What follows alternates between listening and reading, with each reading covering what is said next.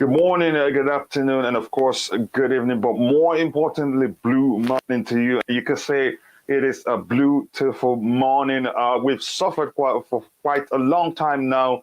I'm talking about us, the Chelsea fans. But now, some good news as we're hearing. There's some good news that I want to say. I don't want to say right now. I'll say it. We'll talk about it the moment the show starts. But today, we'll talk about, more importantly, how much £200 million, how many good players they can buy. You can buy for Thomas Tuchel, and we'll also talk about the ownership status.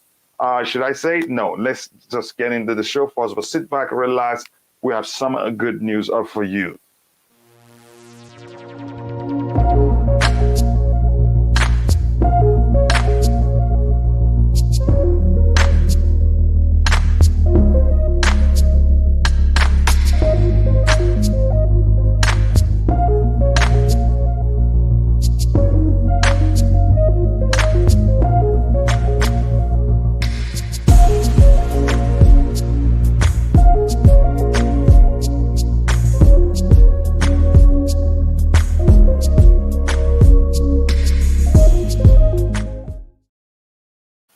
Yes, Tobago, start by telling me how happy you are, even before we start talking about the good news. Say Tobago, can you hear again? me? Start Yes. by telling me how happy you are. And if you're in the chat, you do the same. Tell me how happy you are, even before we go into details. To be honest, I've been waiting for this day. Finally, it's happening, and we are good to go. Hopefully, you're gonna see an announcement maybe today or tomorrow. When I don't care, as long as the government approved it and the Mm-hmm. Premier League is happy, I'm so happy. I've been so stressful about Chelsea being sanctioned, and then our license might expire, and then the club will no longer be existing. So this is the good news. As a Chelsea fan, you should be buzzing now. Yep. We are at the end of the tunnel. And to be honest, I've been freaking out sometimes. I console myself. I try to be as positive as possible. But sometimes that alone doesn't help. This is such a good news. And I really do want to see, what's his name? I really do want to see Stephen, who told me yesterday that he's confident, that he's heard from his sources that by the end of the day today, we get some good news. But that doesn't mean it's done yet. But that simply means we've overcome the major hurdles, because I heard yesterday that we're still talking with the Portuguese government, talking with their international links to see if that's a reason to still leave the sanction, to still not to sell the club and all that. But in the end, I think we are at the end of the tunnel. You could argue the only thing left now, it will be just for the club, for the Roman to sign the papers, and we move on from there. Let me quickly catch up with what we have in the chat, because it's important we recognize their presence. And after all, the Blue Morning Show is an interactive show. And please allow me to take a sip of my coffee, and I will come back to you. Yes, thank you very much. And here, all songs L Song says, up the Chelsea, is up the Chelsea. And if you haven't, please be sure, keep liking the video. Keep liking the video. If you're happy that the Chelsea fans suffering is coming to an end, make sure to like the video and also subscribe to the channel. That's a way of showing the panelists and everybody in the chat that you really love this channel, because we suffered too. We all throughout the process were making the videos, talking about it, doing research. And again, special thanks to everybody in the chat. Again, I say good morning, everyone. Hope all is well. Blue morning to you too, Liam. I hope you're doing well. Again, here I says, okay, that's me asking people to like the video and subscribe to the channel if you haven't. The At That Time podcast, who's become a friend and a brother and part of the Chelsea Perspective family. And by the way, we are also part of your family, the At That Time podcast. Good morning, everyone. Shout out to Emma Hayes from Manager of the Month. Nick, talk about Emma Hayes and how good of a manager she is. We need to talk about her. Yeah. Hello, everyone. Yeah. Hello to you too, brother. I know you're gonna buy me a beer today because you're very happy. But go ahead. Yeah. Is it your birthday? Coach? No. We suffered enough, and then Oh, things yes, are of turning course. around. Yeah, go ahead, Nick. Yeah, I want to say, first of all, before I talk about Emma Hayes, first Mhm. of all, what did I say to you 2 weeks ago? What did I say this week? You'd say that everything will be all right, but I that's why said, we're here. wait, don't give Stephen too much credit. I predicted by Friday, this Friday. That's the So truth. my plan is going ahead. I have better sources than anyone here. Stephen or Con or anyone on the Twitter of Chelsea fans. I have inside con. I told you, I speak with Pat Neville regular. So I don't know where you're getting your sources from. So yeah, first of all, I like to say that. And Mhm. now, and if it could be done later today, but by Friday is for sure. So what did I say before? Yeah, Don't give yeah. the You were bodies very to correct. You were very people correct. who don't deserve it. All right. Anyway, yeah. Emma Hayes, what a lady, what a manager, a legend, true Chelsea legend, Mm. one of our greats. She will go down as a great Chelsea legend. Doesn't matter if she's a man or woman, whatever. She's a legend, and Mhm. will be the first woman to become a men's manager, managing a men's football team, and it could be Chelsea in the future. She has a future at this club, and she knows a lot about football. I told you, I used to listen to her when she was just a pundit on the TV, Sky TV, Mhm. before she was a manager, and she's proved everything. She's unbelievable. Yeah, truly, it's a shame Street Bear is not here to hear my words, because she deserted us and gone on to that silly channel, Football Terrace, which is a lot of crap anyway. And yeah, big up Emma Hayes. Yeah, thank you very much. Big up to Emma Hayes. Indeed, she's a brilliant mind and when you talk about football. And I hope that one day she gets a chance to manage the men's team because I think she's capable of that. Tactically, I've watched her team play, and from a tactical perspective, you could argue that they are good, and she is a good too. Tell me, Tobago, how happy are you about Emma Hayes' achievements? To be honest, Emma Hayes, wow, what a coach! What a coach! What a I'm coach indeed. enjoying Yep. what I'm enjoying watching ladies football each and every week. But every time Chelsea ladies are playing, I make sure I watch that game. It's where I'm going Hmm. to get difficulties getting the streams to watch that game. But I'll make sure at the end of that time I'm going to watch that game. So Hmm. she's playing exciting football, and then what is important that we're achieving? She's winning trophies like for fun now. So so now I'm going to give her the challenge of winning a Champions League because last time we lost in the final against Yeah, Barcelona. Barcelona. Yeah, but it's fine. It was a learning hurdle for her, and then hopefully in the next final you're going to win. But overall, I'm happy with how she's treating the girls, how the style of play she's presenting to Chelsea. So yeah, I'm Hmm. happy with Emma Hayes. I won't lie. What a coach! And then congratulations to her for winning manager of the season. She deserves it. Yeah, Coach, Emma isn't. Yeah, go ahead. can I just say something, please? 1 minute. Hmm. Go ahead. To Stephen Ramsey is in the chat. He's a good friend of mine. Is there any Hmm. way you can send him a link so he can? He wants to Yeah, talk on you the. have the link. You have to find a way to send them Yeah, the I don't link. know how. I don't know what to do. Maybe how do you I'm not talk with him? Coachella. I'm not Coachella. Okay, I'm how do Nick. you talk with him? Huh? How do you communicate with him? On the messages. Yeah, then that's how you send him the link. I don't know why I clicked to the Twitter handle you sent to me, Ah. and it said All right, the account is suspended. stay in the chat for now. I'll try and send you the link. Yeah, Okay. exactly. So that will help us solve the problem. Yeah. So, but that's by the way. I'm gonna. If you're in the chat, let us know. Just say, take a second and say congratulations to Emma Hayes before we start talking about, the takeover of the club, where we're at today, and let us know if you have any questions because today we planned on it being, a question and answer Q&A session. but I'm going to try and catch up with the chat. We have quite a lot to talk about.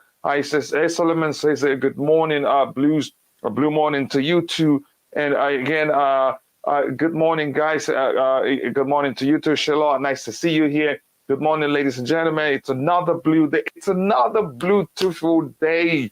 You could say it that way. Again, if you understand, let us know how happy you are regarding the news we heard that the government, UK government, has approved the sale of Chelsea Football Club to Todd Boehly Consortium. So again, it is a brilliant news. We've suffered quite enough. Good morning, Coach and Tobago.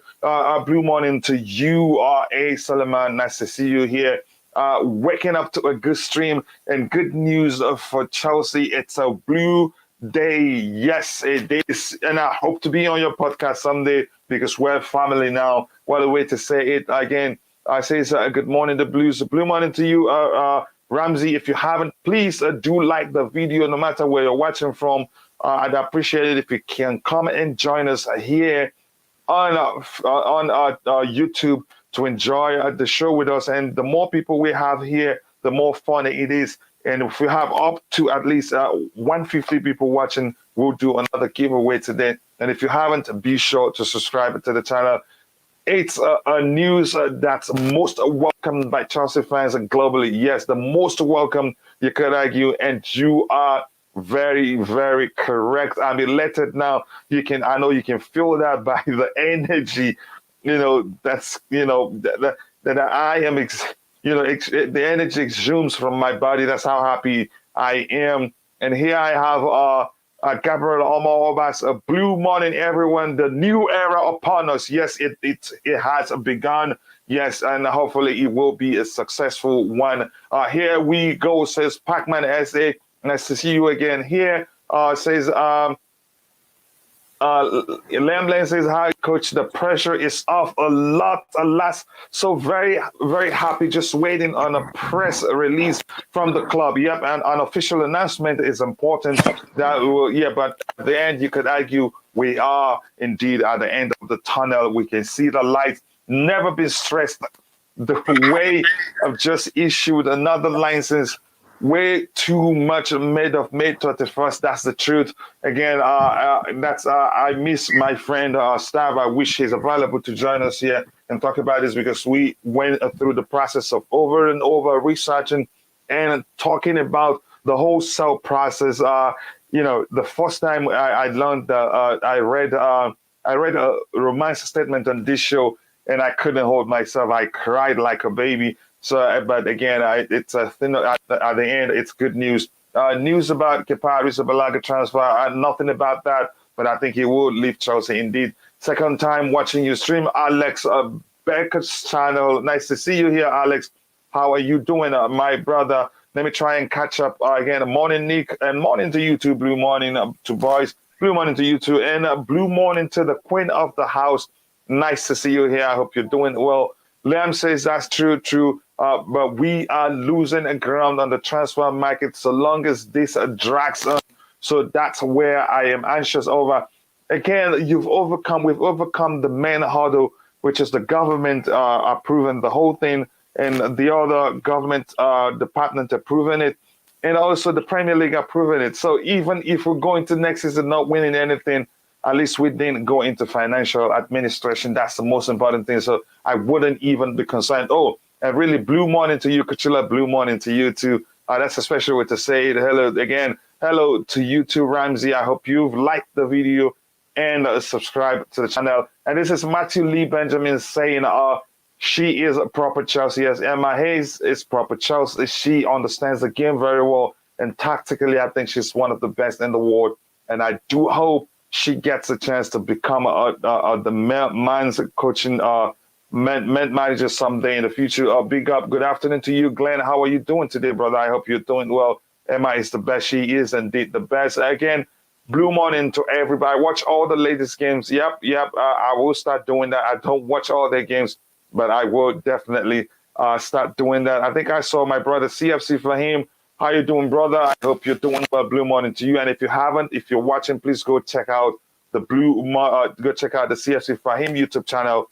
Great content, great channel, great individual, and that's why we're friends. Congratulations to Emma Hayes, the winning coach of the season. Congratulations to her, indeed.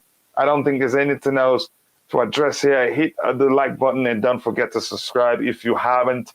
And Joseph Chamakeki, man, I've been you for a while, but nice to see you now. I do hope that you're doing well. Welcome back. It's been a minute, but you're welcome whenever you have time. Miss you too. We do miss you too. But more importantly, thank goodness you're doing well. Now, I'm going to come back to the panel. Ramsey, how are you doing today? Yeah, coach. I'm doing good. Brilliant. Brilliant. Tell us how happy you are about the news we're hearing that the UK government has approved the sale of the club. Yeah, actually, I was charging my phone, and when I just opened my data file, I just found that we are free now from the prison. Yeah, Yeah, a prison indeed. yeah, it's a prison now.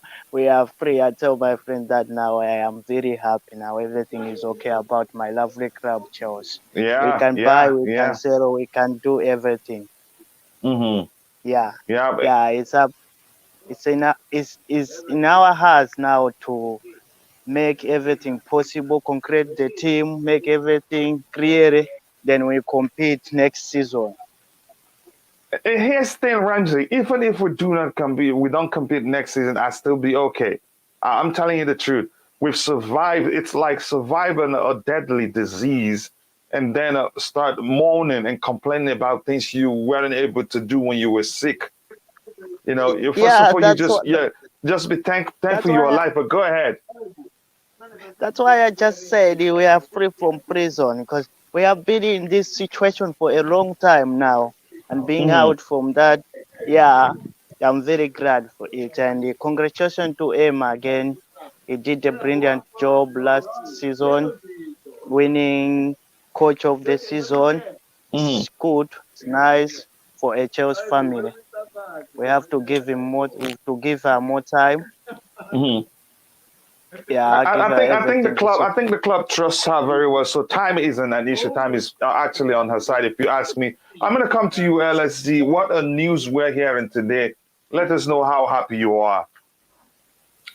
Yeah, it's wonderful to know. You know, they decide to say, you know what, let's give them a little chip. You know, I think there's still one more step to go. So let's see if everything finalized by the end of the month. You know, so yeah, I think. Yeah, go ahead. Yeah, I believe I was checking on Sky. They said there's still a step after this.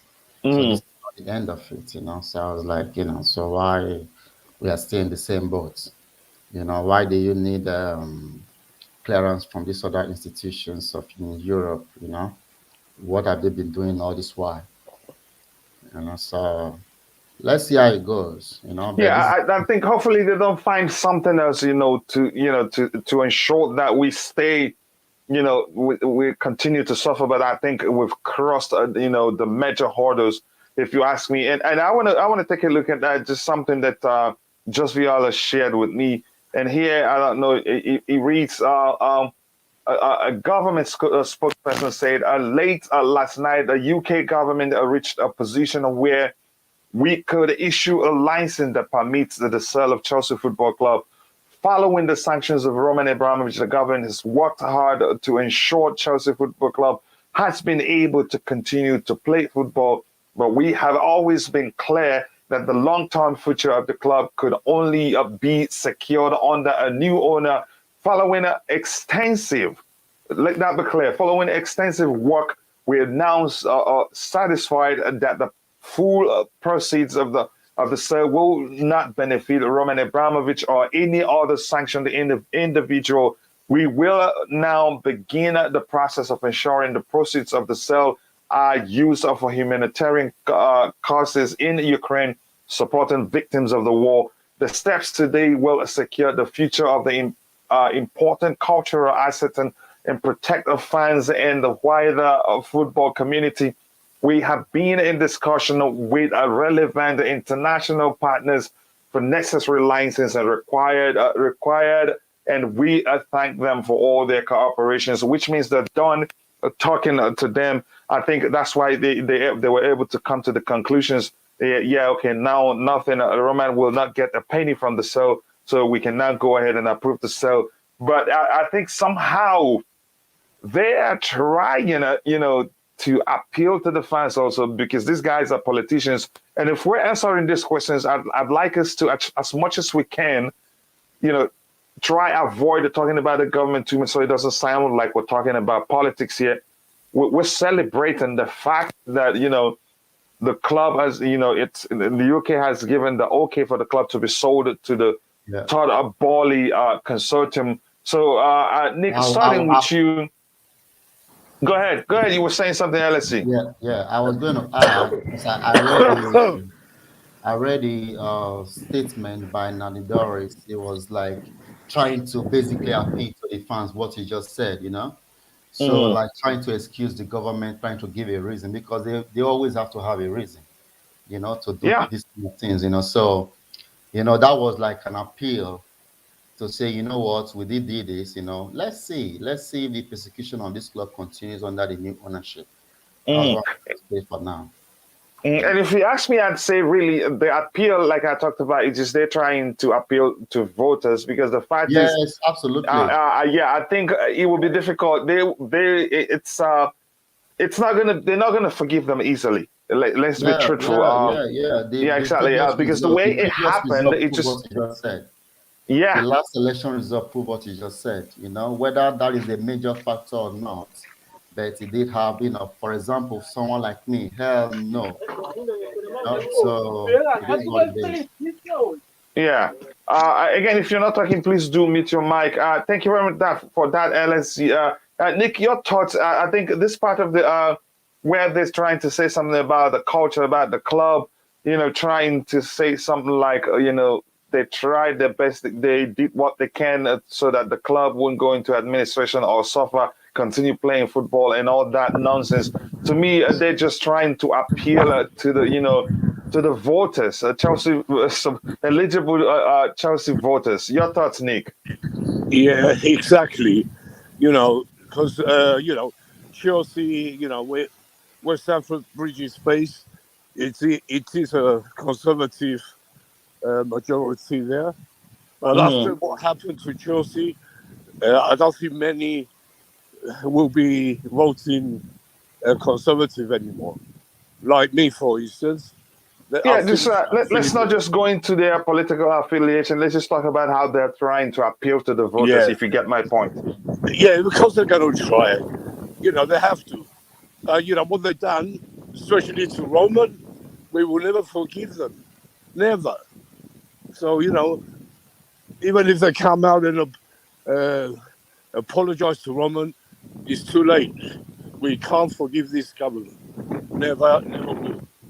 Yeah, it's a bit too late. But let me go ahead again. I'm learning. This is just me. What came to mind I learned from Jules Viola that the DCMS, and that's the guys that with this tweet.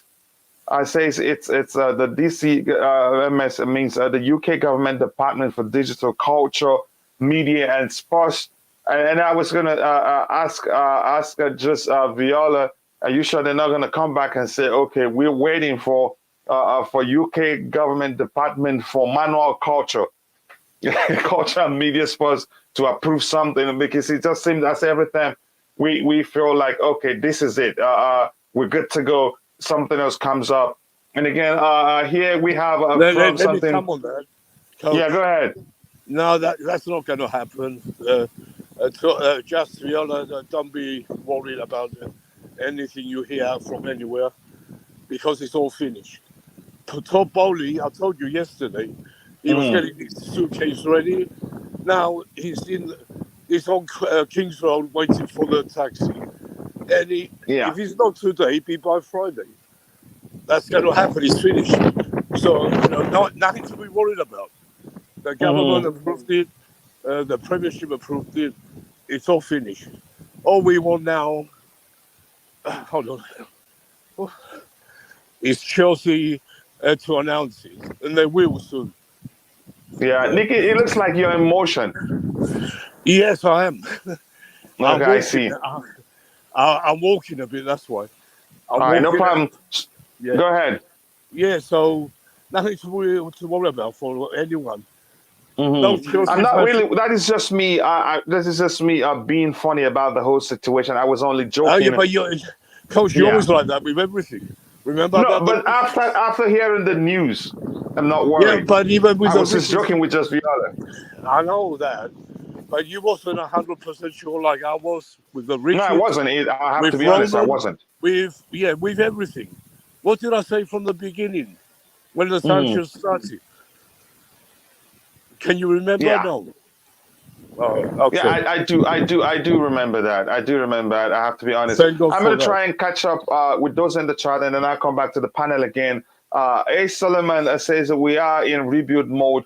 We're not gonna compete next season. Again, it's simple. Understand that for us to rebuild, to be able to compete next season, it will not. It wouldn't be a rebuild. But as long as it's a rebuild, I think us competing next season will be a miracle. Thomas Tuchel is capable of competing next season no matter how many changes we make. But the truth is, it will be pretty difficult. But that's by the way. Boehly. Yes, you can sing it even louder. Top four finish and a domestic trophy would be nice. But that's the maximum I'm expecting from us next season. Even a domestic trophy is will be pretty difficult. But I think again, like I said, Thomas Tuchel, he's good enough to be able to achieve that with what he has, except if he continues being stubborn unnecessarily. Let me see if there's anything to address here. A shame again. Yeah, you can say that as loud as you want to. A Roman as official owner is sanctioned by the UK, so must be cleared by them.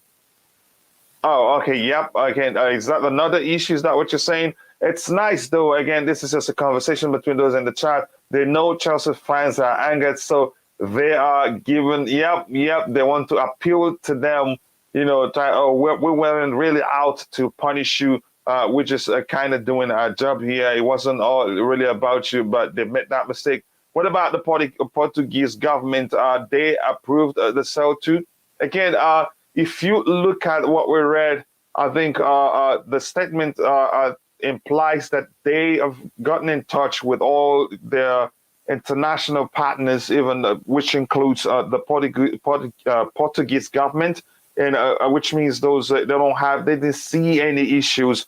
All they got from those people, those bodies, if you ask, were are all a positive news. So that's why they are going ahead. They've approved the sale of the club to Roman Abramovich. So I think if there were an issue, they wouldn't approve the sale of the club to Todd Boehly at this point. So in a statement there, you can find it. It says, nice to know that that's just Viola. Let me see if I still have the statement here, and I'll try and read it once more. It's not this one.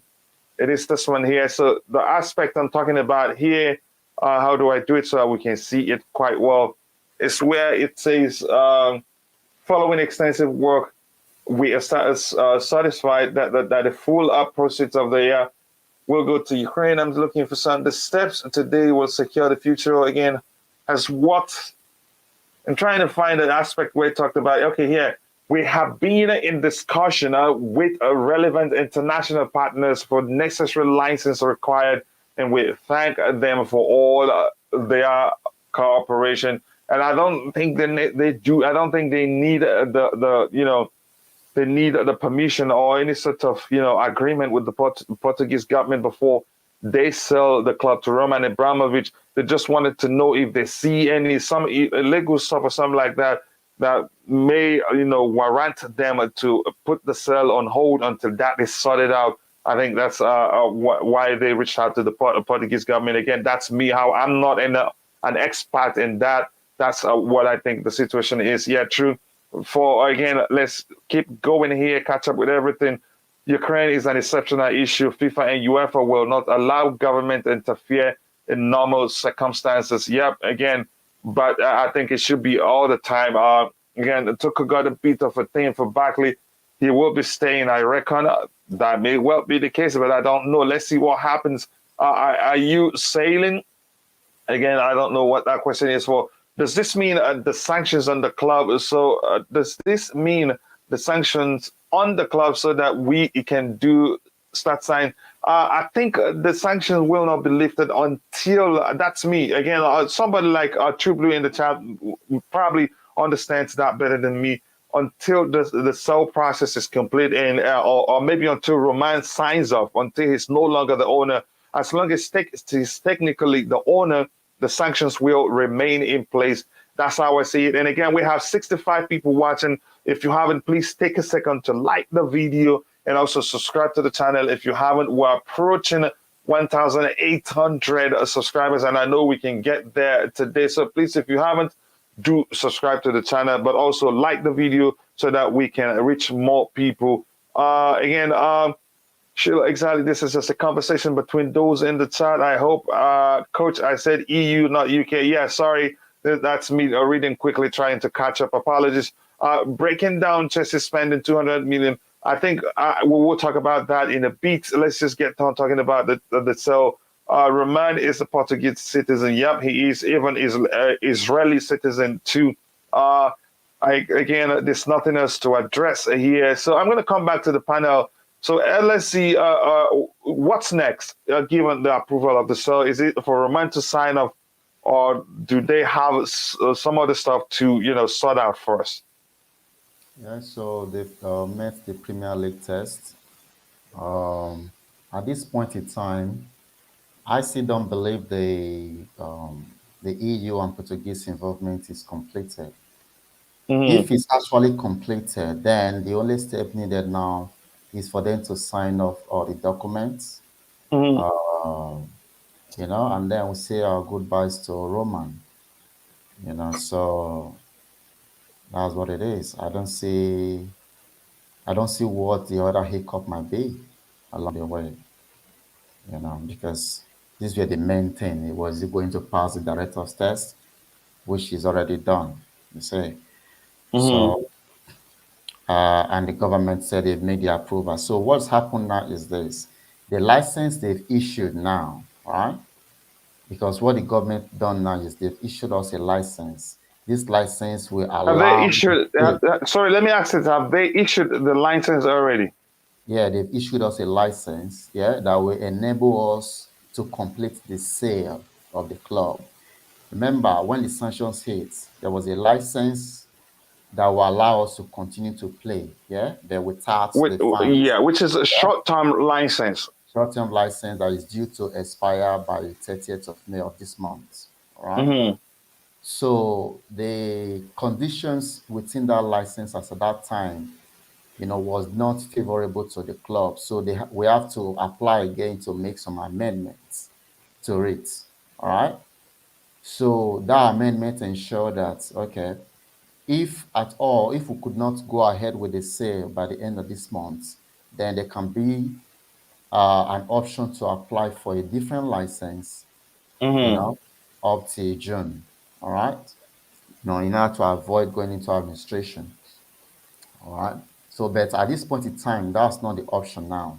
The option now is this: since we've agreed on who the new owner is, Rain Group, Chelsea, the Boehly Consortium, we've all agreed that the Boehly Consortium is the one to go with. So now, okay, Boehly was meant to go through all the checks by these various institutions, okay, including the Premier League and the UK government. So now that he's passed that, so Chelsea is now entitled to apply for a new license, all right, to complete the sale, all right, which the government had issued to Chelsea. So the process right now is this: we have the license to complete the sale now. So, but the sale is not yet completed. That's my point. Yeah, I get it. And if you're in the chat, this is a Q&A session. If you have any question for us, send it in. We will try to answer the question before we switch topics. Nick, coming to you, do you see any other issues popping up? Because why am I asking this? Because we've been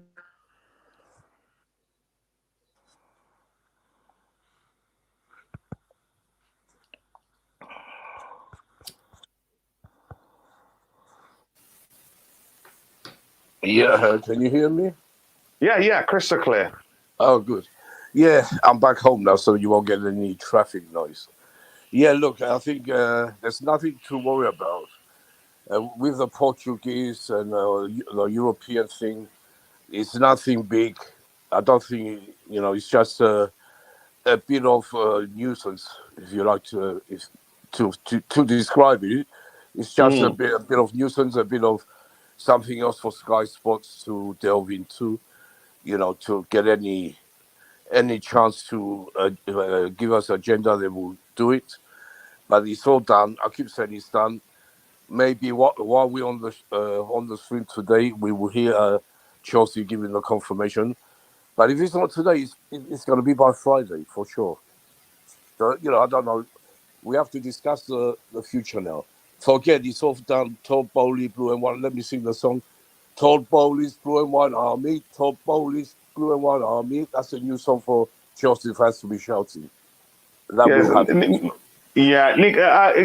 Go ahead again. I wanted to ask you again, just a question that you will be talking about. You two can be talking about while I take care of something quickly. I'm not Yeah. gonna say. Yeah, I won't take me Now 30 tell seconds. me. I need to know what you're doing, please. No, I'm not telling you. How do you say that? Oh God. Yeah. Go. Yeah. But Coach. but the question I want to ask you this, Nick, to be truthful to you, tell me, what has kept you going all this while? Because to some people, they can't stomach it. Some people, we've suffered a No, lot. Again, how were you? I How do know. you? Let me Why explain. were I you able explain to to you. stay positive all this time? You never complained. You never feared anything will happen. No, You just let us because know. look, first of all, like staff will know what I'm talking about. Sorry, I mean, not staff. He's not with us anymore. I mean, True Blue. He's another old brigade, one of the first Chelsea fans to go to Stamford Bridge, like myself, out of the generations we have now. And we know what Chelsea is. I said it before. The government have no chance. If if they try to take us out of the Premiership, they have no chance. What did I say? They have no chance, and they didn't, because we are bigger than the government. Chelsea is an institution, not just in Chelsea, Fulham Road, Kings Road. We're an institution all over the UK. We have Scottish, Irish, Welsh fanatics who come with me, who used to be in the shed, singing their hearts out with me, and True Mm-hmm. Blue, and Bobby and Max, people like that. You ask, these people, we know what we're talking about, and I didn't have no fear. Like Max didn't, he had no fear from the beginning. Like True Blue didn't. We knew it would be done. We're not, that's what kept me going, because I know the club, I trust the club, and because it's Stamford Bridge, it's a sacred ground, and it's Chelsea Football Club. Before Roman, before Ken Bates, and when it was Brian Mears, what a great owner he was as well. Brian Mears, you won't know of, but if you read the history on Chelsea, you're going to find out what a great man he was. Brian Mears took the club to a different level in those days. He made our youngsters the best team in England. People like Peter Osgood, Charlie Cook, Ron Harris, Alan Hudson. Mm-hmm. These people, what I keep talking, I have pictures with. Uh, I've talked to them face to face.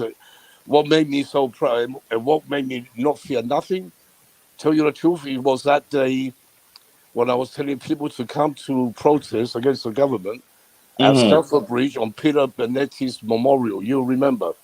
And I talked on your channel, I talked to everyone, on Twitter, everyone, but not many turned up. But I went to the memorial and I met with the ex-players and Pat Nevin, Marina, Czech, all these people I met.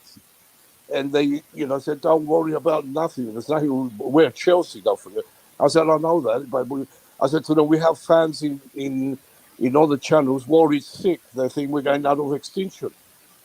I was telling, that's what I had no fear. I had no fear. I didn't need them people to tell me, because I know. You understand? Yeah, I'm with you. Yeah, good. Yeah, so no fear is done. Like I always knew it'd be done. It took time because it's silly money involved, billions. You had to take time, and you had to take time to get rid of the rickets and so on. Yeah, we did it. I knew it was going to happen before.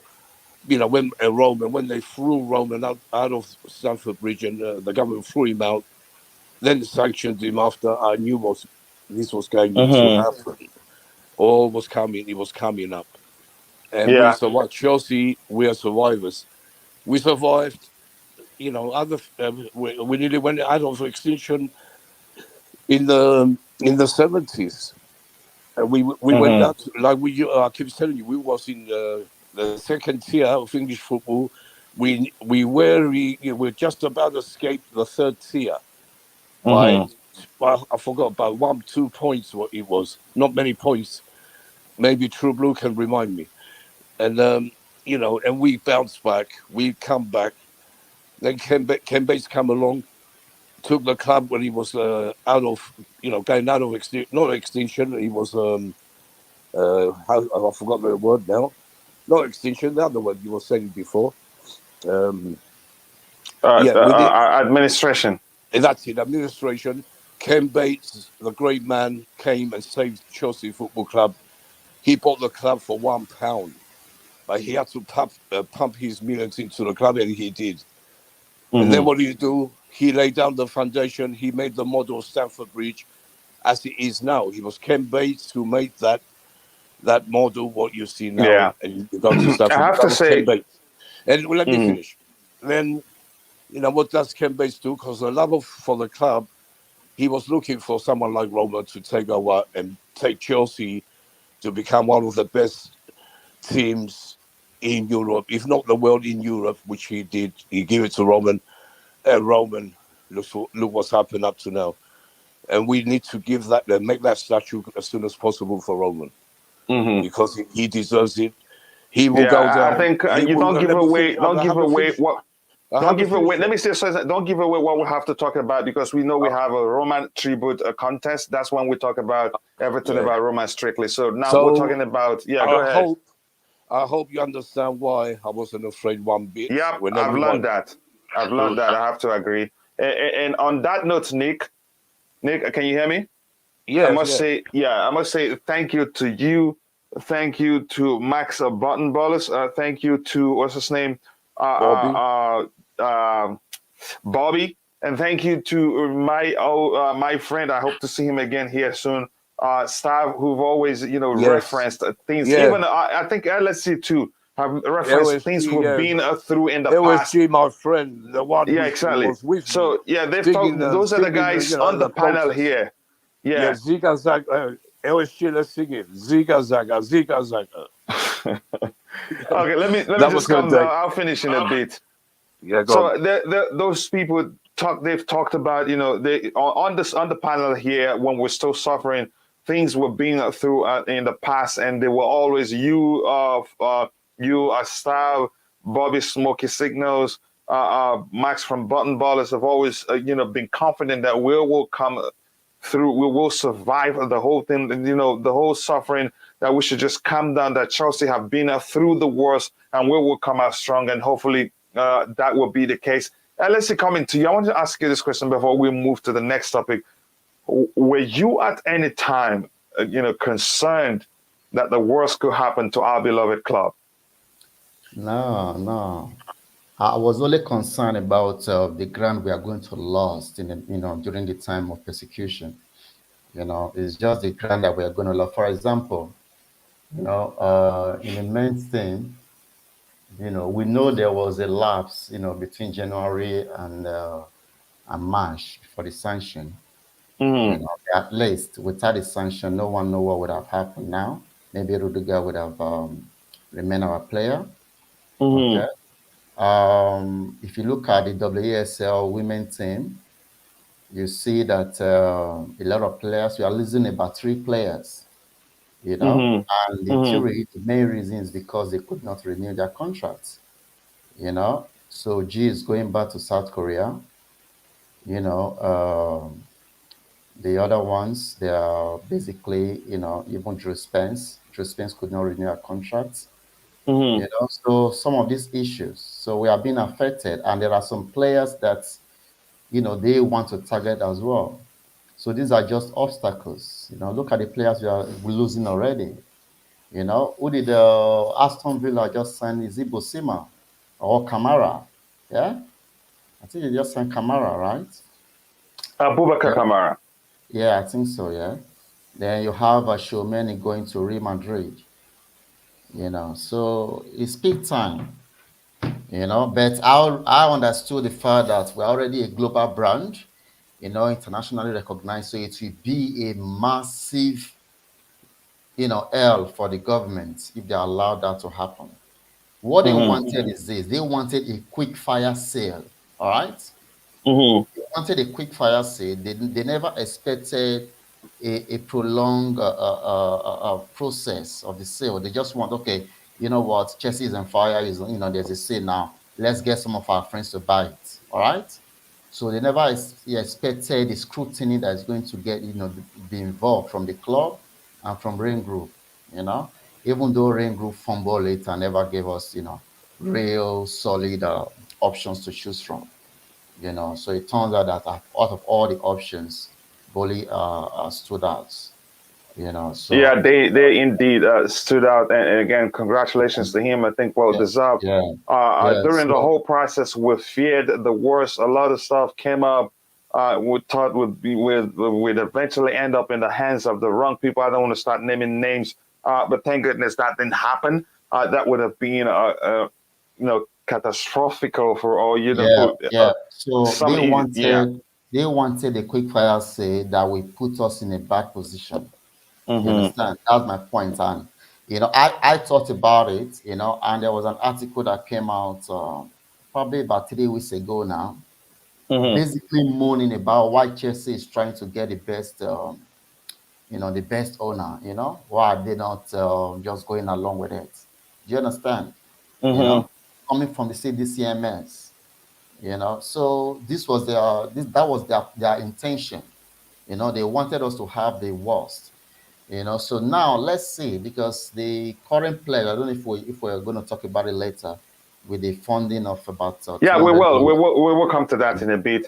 I Yeah, think that we're transitioning into it already, given the way you spoke. So it will be easier for us to transition to it. So I'm going to try and catch up with everything we have in the chat. But again, if you want us to address your question or input, be sure that it's aligned with what we're already talking about. And also, if we have at least 150 people watching today, we'll do a $50 giveaway. That's a promise. And also, if you haven't, please take a second. Right now, we have 45 likes while we have 99. We've had 110 people watching at one point. Please take it takes just a second. Please like the video to help us reach more people, because the more people we reach, the more people we'll have here, and the more fun the show will be. And if you haven't, it takes a second. Also, do subscribe to the channel. If you do that, it will help us, you know, grow and get to 2,000, you know, subscribers as soon as possible. Right now, we're getting to almost 1,800 subscribers. So please show some love. And if you're happy that Chelsea, finally, we've overcome, you know, the suffering that, you know, all we've been going through for a while, please like the video and do subscribe to the channel if you haven't. Here, Black G Lyrics says, welcome to Chelsea. Yes, welcome to Chelsea indeed. Again, just a sign on the piece of paper already, Todd Boehly. I think the whole thing, I think the romance people will have to, probably they may have done that already, have to go through the whole thing, make sure it's correct, because a business of such size, you don't just, you know, put pen to paper without hiring people to go through it, because the slightest, you know, a language that is a language that's misspelling could cause a whole lot of issue, or language used where it shouldn't be used can cause a whole lot of issues. So this is not something you just pick up and then, or maybe what web surfers do is scroll down to the bottom of the whole thing and just click accept. I don't think it's like that. Again, we need to act quick in the transfer market. It looks like we already lost Chomeni, and City may sign a Cucurella. Again, the issue is we're not able, you know, to complete the signing of players because we cannot sign contract, but we can negotiate with them. We can only sign contracts with signed players and complete the signing of players after the restrictions are lifted on the club are lifted. So, but at this point, we can only negotiate with players. So players themselves, when other teams come for them, and they see, the path to the whole process being completed, rather than talk with Chelsea and wait until the sanctions are lifted. If you were in their shoes, you'd prefer where the whole process will be completed, because they're humans after all.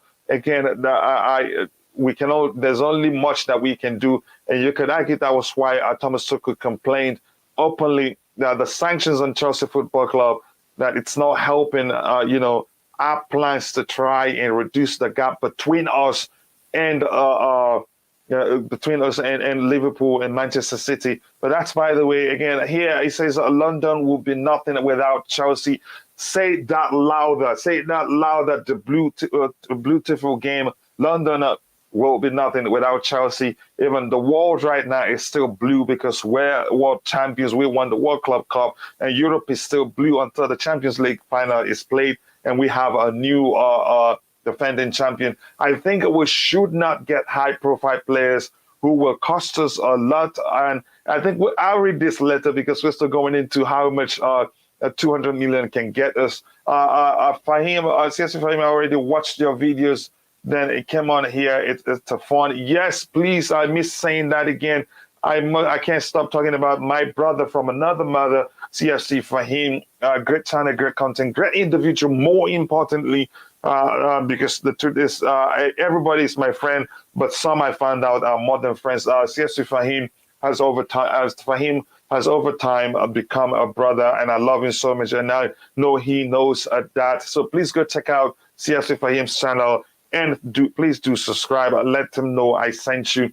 It says, I've read that one, and I say we're going to read it later. I already watched the video. Okay, yep, just Viola. Yep, again, do you bring in Koulibaly? I think we will look at this later when we start talking about the transfers, which we will do in a bit. Lots of comment to catch up with. Smash the like button, people, and subscribe to the channel if you haven't.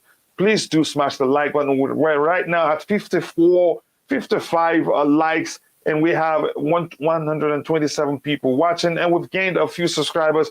We may well reach 2,000 subscribers today, but again, thank you to everybody for liking the video, and for everybody that have subscribed. You are all legends, and if you just subscribed, please do type it in the chat and let us know that you have subscribed. And before we switch to talking about the transfers, please, I'd like you to take a second to let us know how happy you are that the UK government has approved the sale of Chelsea Football Club to the Todd Boehly Group. Again, as for me, I am elated. Tribute says, Fahim, again, this is a conversation between the two of them. Again, let me see. Real Madrid publicly stated they won't pay the fee. Again, I hope they don't. But then again, you could argue Liverpool are locking and may get the player. But I hope he comes to Chelsea because he solves a whole lot of problem for us. It is fortunate that this all happened mid-season and not now, because we would miss the start of the 2022-2023 season. Points deduction. Yeah, we're quite fortunate. Again, we're lucky. We need to get rid of Sarri Ball biggest problem. I'm not sure, Michael Henry, can you explain further what you're talking about? Yes, Real Madrid are rebuilding their midfield. And then again, Real Madrid, you must remember, I think, where True Blue is correct, is Real Madrid are still in a serious financial situation or stress, if you ask me. They haven't sorted that out. They still have Bell in their book, Gareth Bale in their books. They still have Eden Hazard, quite a lot of players with high wages. And they already have what's his name, Camavinga in that position. Casemiro is still there. So that's why I'm doubtful. I don't think really it makes sense for Tchouaméni to go to Real Madrid. Again, for him as a player, which means he'll be competing with two other players who play in the same position. So that transfer doesn't really make sense if you ask me. Yesterday. So who does the money of the sale go to the UK government. No, it goes to the people of Ukraine, victims of the war. And Malek, I think this is the first time I'm seeing you here. So if you haven't, please be sure to subscribe to the channel. We're shooting for 2,000 subscribers today, and let's shoot for 200 likes also. I'm going to try and move quick here. Chelsea needs 500 million. I'm going to highlight this because it comes in when we start talking. Oh, I didn't know that I have to convert 80 million to, yep, you have to. Again, let me keep going here. Real Madrid have to fill the gap meant for Mbappe. They asked Cho to wait a yay. Okay, let's see. I don't think the new owner will spend such money, James. I don't think so either. Again, for so many reasons. Fahim says everything indicates that Aurelien Tchouameni could be the second transfer of the summer for Real Madrid. The club is moving quickly. Again, that begs the question, how are they going to keep him and Camavinga happy? Because they both, I believe, play in the same position. Let me know if that's not the case. Even if Tchouameni wants to come to Chelsea, he will cost nearly 70 million. I'm going to highlight this one too. That makes sense to the conversation we're having here. I think that's it to end everything I think I want to read right now.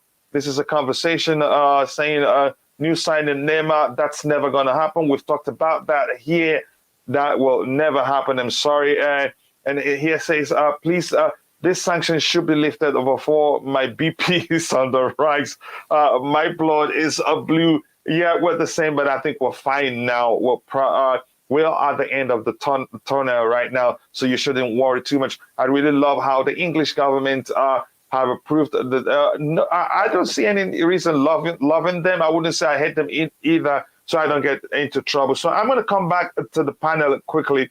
I'll start with you, LSE. We've heard people talk about how we want player A, B, C. That includes Nick here wants us to sign 10 Lewandowskis. Let me just phrase it that way. Some people want us to get Declan Rice. Some wants us to get Darwin Núñez. Some wants us to get Cucurella. Tchouameni is in the list, and a whole others that I haven't named here. And I've seen people, on social media going crazy that wow, Boehly has 200 million to spend. And again, I don't know if it is different in England, but here in the United States, inflation is really high, and things aren't that cheap anymore. LSC, what do you think 200 million can do for Thomas Tuchel in this current market? If we want A-list players like Boehly said he wants. First of all, I don't believe the news. If it is true, that's absolutely ignorant of them to believe that figure, will be enough for a rebuild. That figure is for refurbishment. That's for improvements of the team. So is this what they are talking about? Signing A-list players. We're talking about, for 200 million, we're talking about three A-list players. There's an A-list of players that will take half of it plus. But go ahead. Exactly. That's if we are, we really, really want to be manageable. We really, really want to manage funds efficiently. Unless we are going for free transfers, they will still have to pay some sign-up fees and bonuses and all of that. So maybe it's 200 million plus whatever we make in the transfer window. Maybe this is what they are, bringing into the club as part of investments at this point in time. Then the self-generated income will probably be included to make it close to 300 million. All right, that's a figure that I will be confident in. 250 million may be manageable, not 200 million.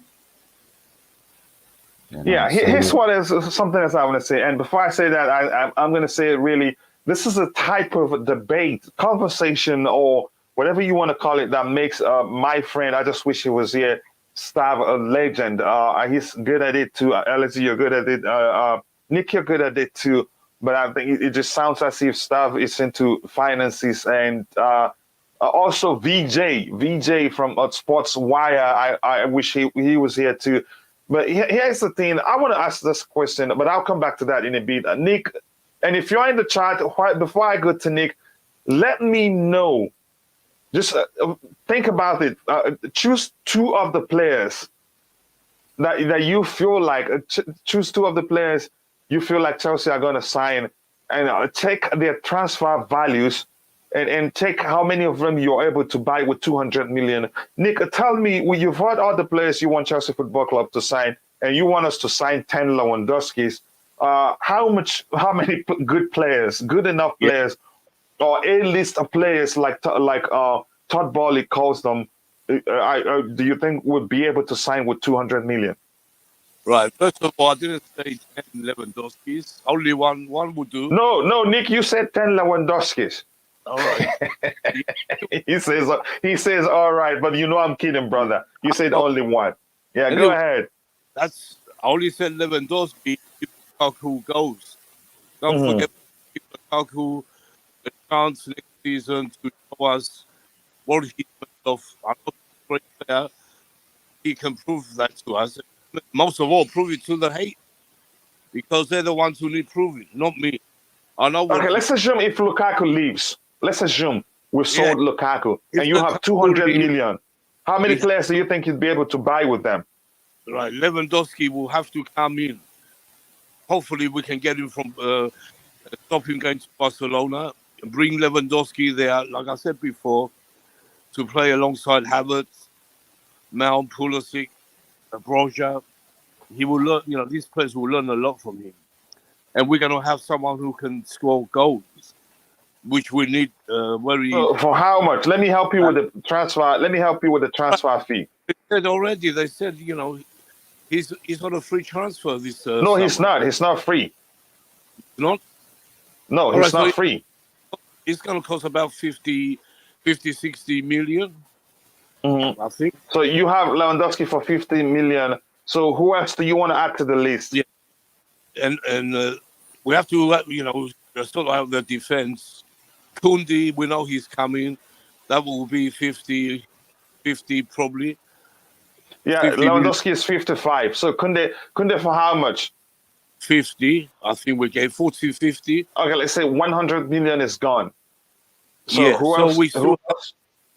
We need a top back to replace Rudiger, and that has to be Koulibaly. So and Koulibaly should be okay. Koulibaly, let me say Koulibaly, how much should be around 35? That's 135, and you have around how many 65 million left? So we have money left. So we signed how many players? 2. Lewandowski. We signed Koulibaly, that's 2. And who? 3. Kounde. And Kounde, 3. So you have just 65. Well, who else can you sign? Right. For that, now we can go down a bit. If we get Koulibaly, we can go in for the Wolves defender, the one you like, Human. He's a good back, very good back. We can go for him. He won't cost much. Cucurella. So let me find out the price for you. You find out Cucurella as well. We can get both. Yeah, let me find out how much Cucurella will cost, and then we'll see how much you have left. Here's the thing. Cucurella is 22 million, and that's what you see on transfermarket.com. But the club may well tell you to bring 60 million. And then you start talking. These are just nobody. These guys are just what they think the player will cost. When it comes to Chelsea, and Brighton will know we're desperate. Everyone will know we're desperate to get players. They're going to have the price. You know that for sure. So, it's going to be plus whatever they're going to say. And then, Marina will have to come in and try and do her job. Because she's going to be there next season, I think, still. So, unless she goes, but I think she'll still be here. And here's the point I'm trying to make, Nick. But go ahead, finish before I come in. So, I said we get Cucurella and Tillman. So we got We got 5 players with that money. No, you can't. There's no chance you get 5 players with that, except if you're not going really for A-list players. And I don't count Yuri Tillman as an A-list player, and he's not going to solve any problem for us. So that's my argument. Here's the thing: people are saying now we're going to be losing possibly 5 defenders. Yeah. Truly, we'll get some money from Alonso, around 10 mil or so. We're going to lose Alonso. He's leaving. Yeah. Rudiger has left. Christensen has left, and we're getting nothing from Christensen and Rudiger. And there's a chance, what's his name? Cesar Spilicueta leaves too. And why I'm saying this is that people are out there saying, go ahead. Even if Aspi says we still need a replacement for him. Exactly, that's the thing. We need a competition.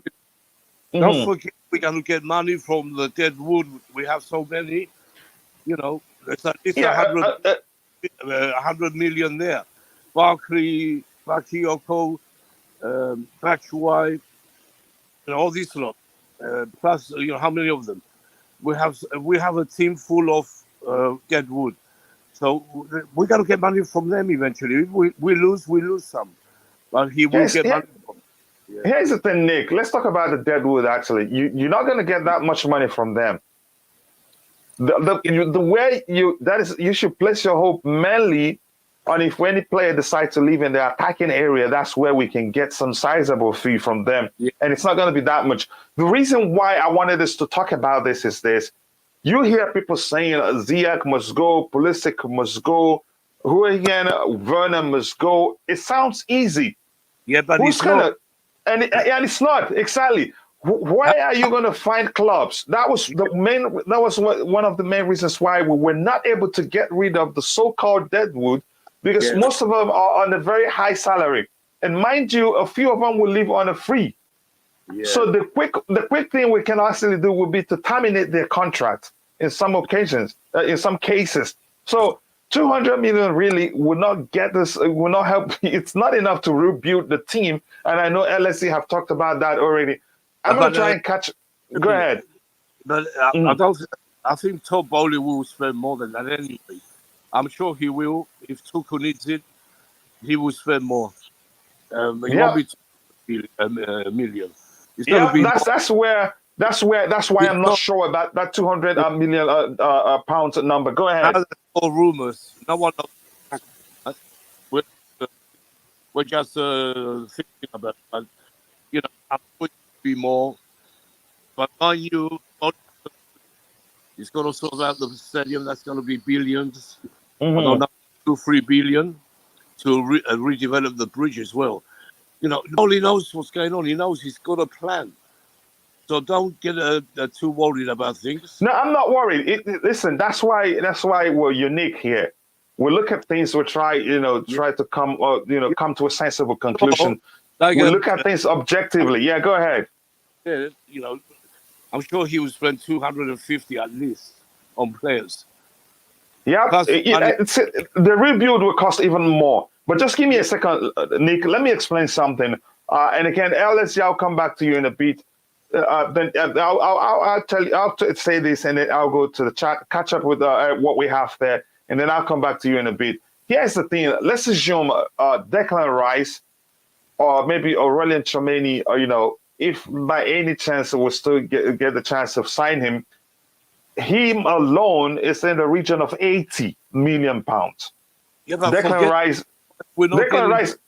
Go ahead. Ben's Rice. How many times? He's not a Chelsea player. He was a. No, I'm just using an example here. I'm just using an example. Let's say, for instance, they decide, okay, Rice's one will be one of the my key signings, and Rice is 100 plus, and I think the least we can get him is 70. That's nearly half the whole thing. You get my point now. So that's why the Blue Money Show is very unique. We try to be as objective as possible and come to a sensible, conclusion. The truth remains, if we're talking about rebuild here, 200 million is nothing given inflation. Plus also, except if the plan will be to buy just 2 marquee signings or maybe 3 marquee signings that are, not that expensive. And then and then complete the rebuild process with players we have on loan, such as Conor Gallagher, Amanda Broya, what's his name, Ethan Ampadu, maybe Billy Gilmore, and the others. You get my argument. So LSC, I'll come to you in a bit, but to answer to talk about it. But let me quickly catch up with what we have in the chat. Shedrack and Kruma says, welcome, Mr. Todd Boehly to Chelsea. Todd Boehly assures TT for £200 million for the transfer window. Do you guys think it is enough? That's what we've been talking the whole while. I don't think it's enough, except if the plan is to buy the marquee signings he talked about, and then complete the process with players we have on loan, which I've named already. How would you ideally spend 200 million? That's a 200 million pounds question that I cannot answer, because technically it practically wouldn't do anything, and that's just the truth. And again, we have 68 people watching. If you haven't, please do take a second to like the video. It is free. If you're happy, yes, that we're coming to the end of the whole Chelsea FC Cell conundrum, take a second to like the video. It will go a long way. And also do subscribe to the channel if you haven't. We're approaching 1,800 subscribers. We hope to get it to 2,000 subscribers today. Declan Rice is out of that list. Yep. If that's all we're planning on spending. Who are we signing? We're not sure yet. Nothing is specific. We're just hearing. But at least we're sure Kounde is coming again. That's how I see it from everything we have outside. He says the Bluetooth game said 200 million is 3 players. It depends on the players you're going for. There are 2 players that will not be enough to even sign. It depends on who the player is. Hit the like button, guys, says the Queen of the House. Please do so. How much could we bring in for players? And that you can also not be sure until after the sales. That's when you can say, okay, this is how much we've made from selling players. And it doesn't look like we will be able to sell too many of our players, except Hakim Ziyech for sure. Manchester United, I believe, would want him, given how well he did under Erik ten Hag. Maybe Christian Pulisic, Dortmund, I don't know. I'm not sure who would want him. Again, we have players who, the so-called deadwood, most of them will leave on a free for sure. And some are on a very high wage that no club would come for them, that the only option we have would be to terminate their contract, so they leave us and we leave them. So, but that's, by the way, if we're smart with our recruitment, we can get up to 5, 6 players that fit our system. With how much? That's the question. Even if you try to go for players who are not that expensive, to get in enough players for a rebuild, 200 million won't be enough. And that shows you that the rebuild won't be done in a single season. And like we argued the other day on this show, we're thinking the rebuild will actually be, they will solve the problem we have in the defensive department, which will most definitely be the priority, because we're losing about 5 defenders. And then they may well say, you know what, I think we will keep the attack as it is right now. Again, we've spent so much this season. Let's try and do something in the January transfer window. LSU, you can come in. Let me know what you think.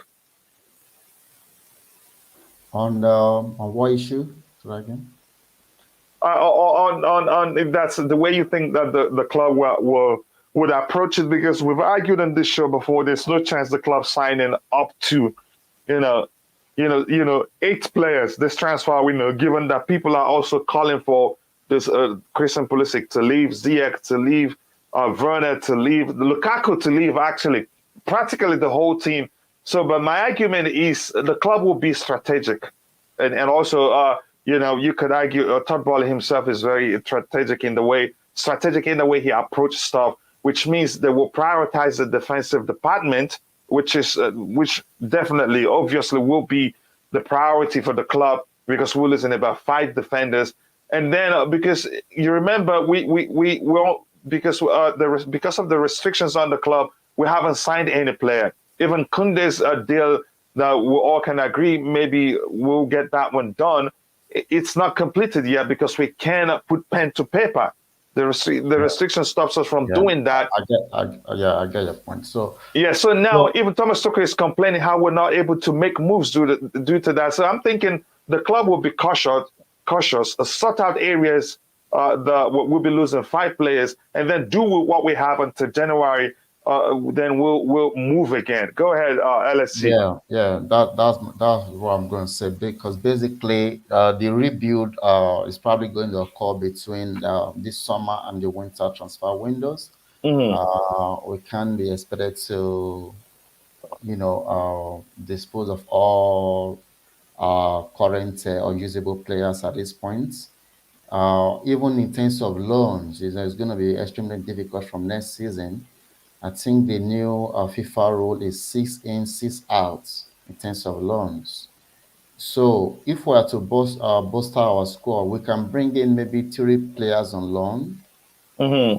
right, that can do the job for us, as part of the rebuild, and then get as much money that we can get from the senior players that are on loan, not the academic players. The Mm-hmm. Bakayokos and the rest, get rid of them. Whatever amount we can get from them. Players like Aspilicueta and Alonso, we can probably get maybe 15 million from both of them. So maybe 7 million for Aspi, 10 million for Alonso. So yeah.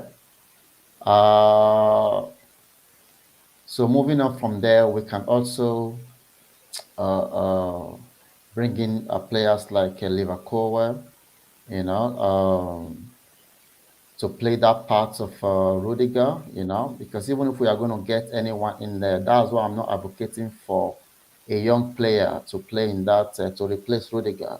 We need Mm-hmm.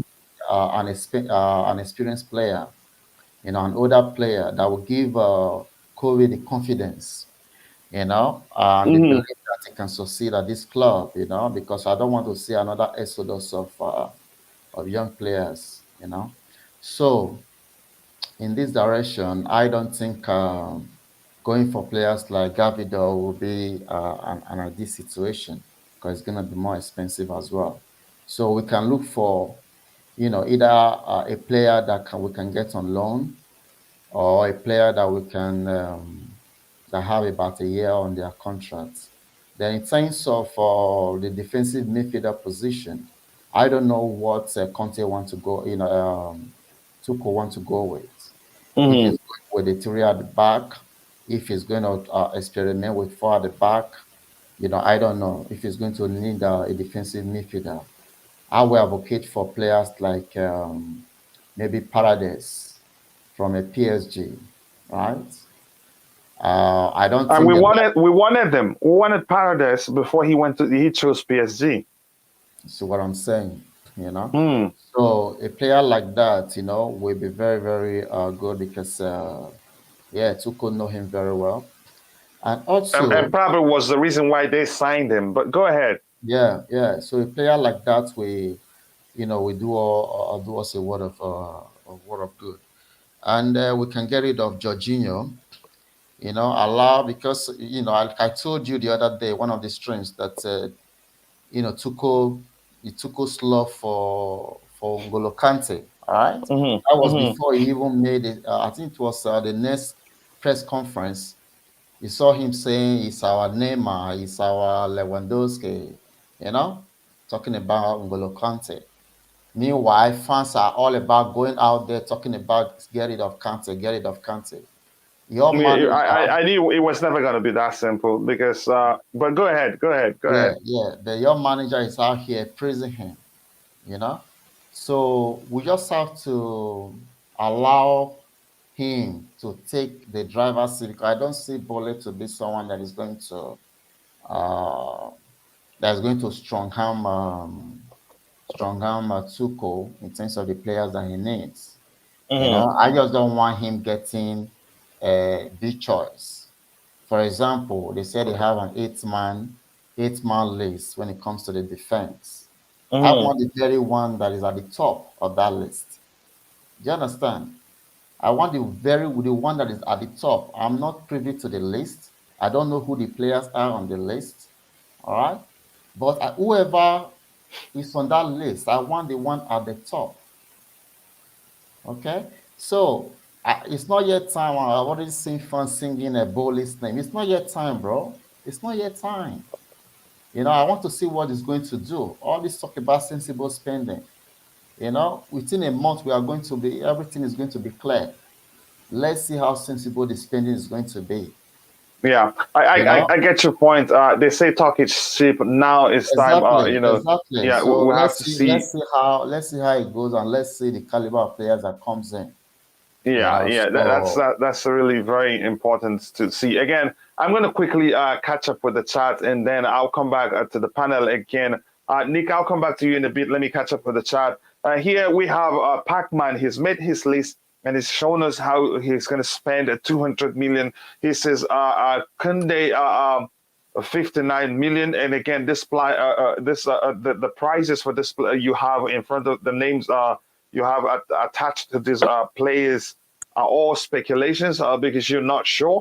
He says Kounde, how much did he say for Kounde? 59 million. Dembele and Perisic are free. Here's the thing with about free signings. They aren't really free.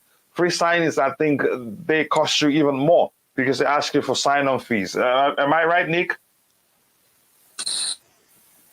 Yeah. Yeah, okay. So Yeah, I'll come right, back to you in a bit. Okay, Yeah. I'll come back to you in a bit. So free play, players that come on a free and really that free, I think if you ask me, technically they cost you even more in terms of what you pay to them directly. But the only difference is just you don't pay the clubs that you're signing them from.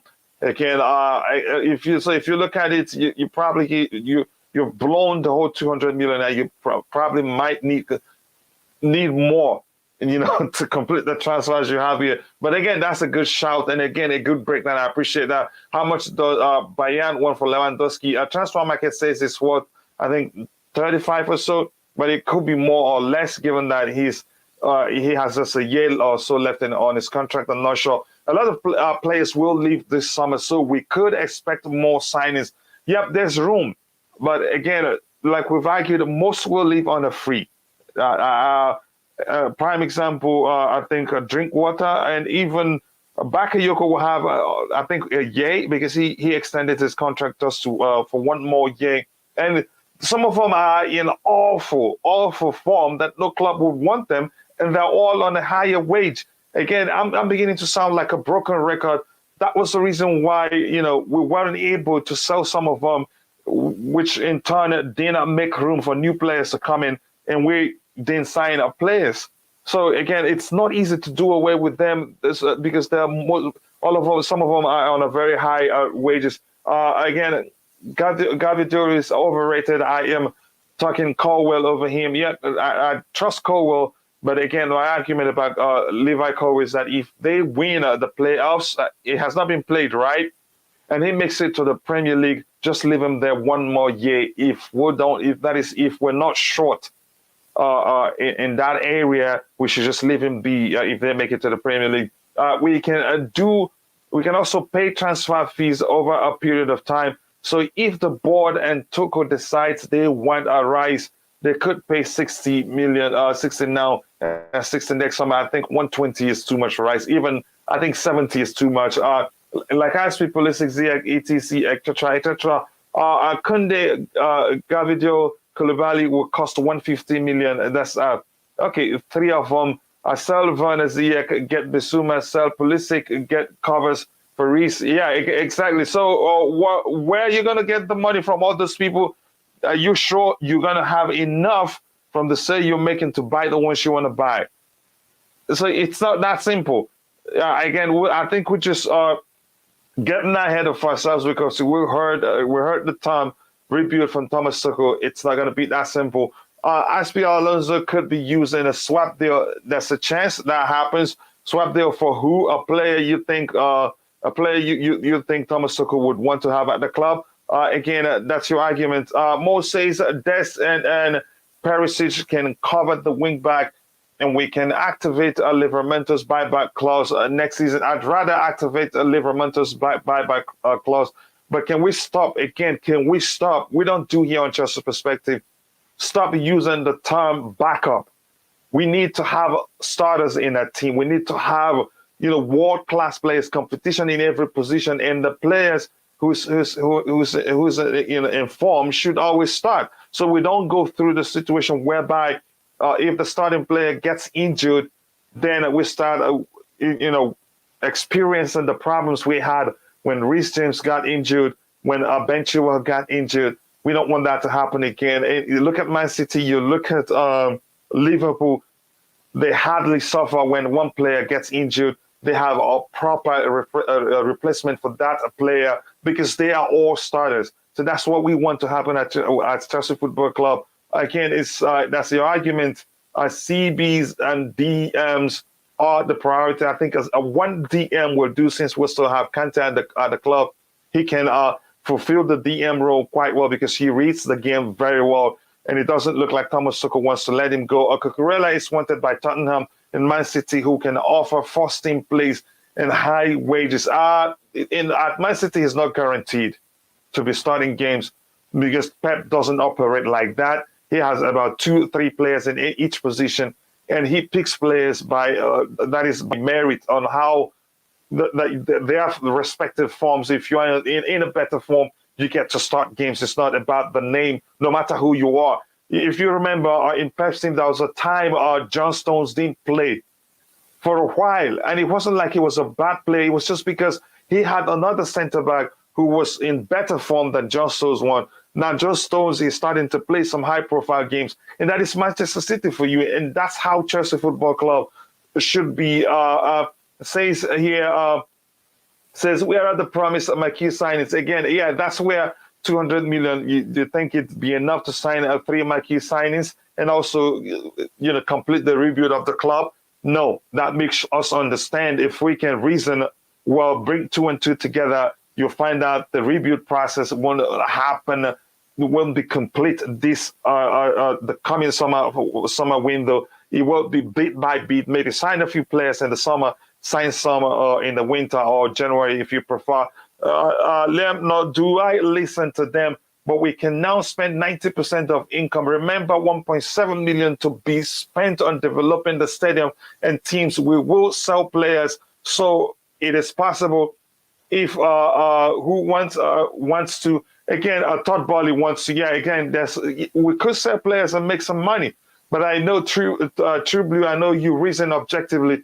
You know the fact that 200 million will not be enough for a rebuild, given the time that Thomas Tuchel used. Again, let me see if there's anything to address here. 200 million for start from new owners, not enough at all. Again, that's what I'm arguing. If you're in the chat and you have any questions, please do ask it, and I'll try to read your question. It does have to inform. Okay, again, something else there. And again, if you haven't, please do take a second to like the video. We have 84 likes, while we have 184 people watching. We can do better than that. The more you like the video, the more people will join us, and it becomes more fun. Please, if you haven't, do subscribe to the channel. If you're happy that we're coming to the end of the Souls conundrum, we're seeing the light at the end of the tunnel. We need to sort the DOF and scout the current. I think I need to highlight this comment so we can talk about it in a bit. I don't think there's anything else to address here. Again, it is going to take more than one window to have a squad strong enough to take on City. That is a very, very delicious comment there by Liam. Maguire is a joker. You have to say it louder than you can. This is a delicious comment, and I love it. I'm going to highlight it too. He says we need 4 very good players. Oh, okay. Michael Ochai says that. Again, Ochai sounds like he's a Nigerian. If you haven't, please, Ochai, this is your first time I'm seeing you here. So if you haven't, do like the video and also subscribe to the channel. If you haven't, let me try and catch up as quickly as possible so I can come back to the panel. Hello, big up to you all. Let's hit the like button and the notification button. Says my brother from Almighty Sports Plus and Almighty Blues YouTube channel. Please go check out his channel. Great content, great individual. He's over time become a brother, and believe me, you will like his content.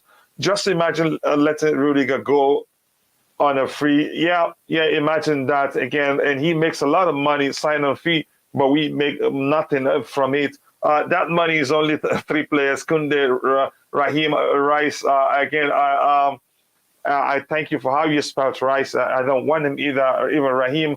I don't want. I'm with you, my brother. Thank you very much, James Bravo.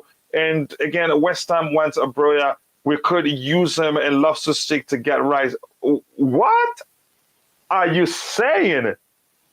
Nick, did you see that comment on the screen? Can you please say something about it quickly before I start the fight? I see. The guy can't be a Chelsea fan. How can you get the rights and get rid of what did he say, Gallagher? No, he says West Ham want Broya. Yeah, we could use him and Loftus-Cheek to get right. They want Broja, but they're not going to get him. No chance. Broja is not leaving Chelsea. Tuchel likes the guy. He's going to come back next season. He's going to be part of Tuchel's plans. So he's not going to West Ham. Loftus-Cheek, if they make a good offer, I'm not against that. We don't need Uncle Ben's rise at Chelsea. I keep saying it, we need Tchouaméni. The Rice is not the player. Stop dreaming about John Terry. He's not going to be the next John Terry in a million years. So forget it. You young fans ain't got a clue, I'm afraid. You know, you need teaching to, because that ain't going to happen. He's not worth that money. He's 120 million. He's not worth half of that. He's overhyped. He's an overrated, overhyped English player. That's all. Yeah. Again, there's one thing about Chelsea players. I think we've gotten used to. We're so spoiled under Roman Abramovich. We think it's that easy to just spend money on players. Here, my brother says we need. I'll come to you in a bit, LSG. Please, just give me a second. Let me finish, Coach. Yeah. Look, we're getting carried away now. Right, we don't know exactly how much they're going to give Tuchel to spend. It could be more than 200. It should be. It probably will be a bit more than that, 200 million. But don't forget, this rebuild ain't going to happen in one season. It's going to take a rebuild. It will take maybe 2, maybe even 3 seasons till we get where we belong. This is a new era. It's going to be a new manager. Tuchel has his chance to get his own players, but it's going to be a slow process. Don't get carried away. We're getting this, we're getting that, we're getting 8 players. It ain't going to happen. We're not getting 7, 8, or 6 players this summer. We're going to sort out the defense if possible. Then, and the players we have will be staying at Chelsea, because we can't get rid of them. We can't get major attackers right now. So next season, the players we have are good enough. Don't forget, they won the Champions League, these players. They're good enough to be up there. We will be up there. We will finish top 4, even when we're rebuilding. But getting it through your heads, it's a slow rebuild. We will get 1 or 2, maybe 3 or 4, I hope, to sort out the defense and midfield. If Jorginho goes, we're going to be lacking there. And we're lacking anyway because Kante's getting on. So if we get the midfield and the defense sorted, I'll be very happy. Let me quickly catch up. We're far too behind, Nick. We're far too behind. That's why I'm saying. But go ahead. Wait a sec. Let me finish. So you always interrupt me. I don't know why. No, I just wanted to inform you. Should I always type it in the private chat? I can do that. I just wanted to let you know we're far too behind. But go ahead, Nick. I just want to finish. It won't take a second. Go ahead. So it's going to be a slow build. We might go January. It's not a great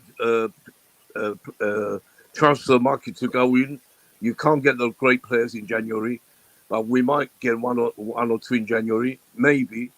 But next summer it will go on. It's going to take 2 seasons at least to Tuchel to get what he really wants. So it ain't going to happen this year. Forget it. Yeah. Again, you know why we're here, Nick?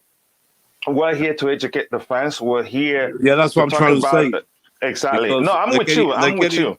They're getting carried away now. We're going to get a whole team in the summer. No, it ain't going to happen. Yeah, exactly. So that's why I think True Blue always argues against that. He knew, and I know, I think LSC know, but I'll come to LSC in a bit.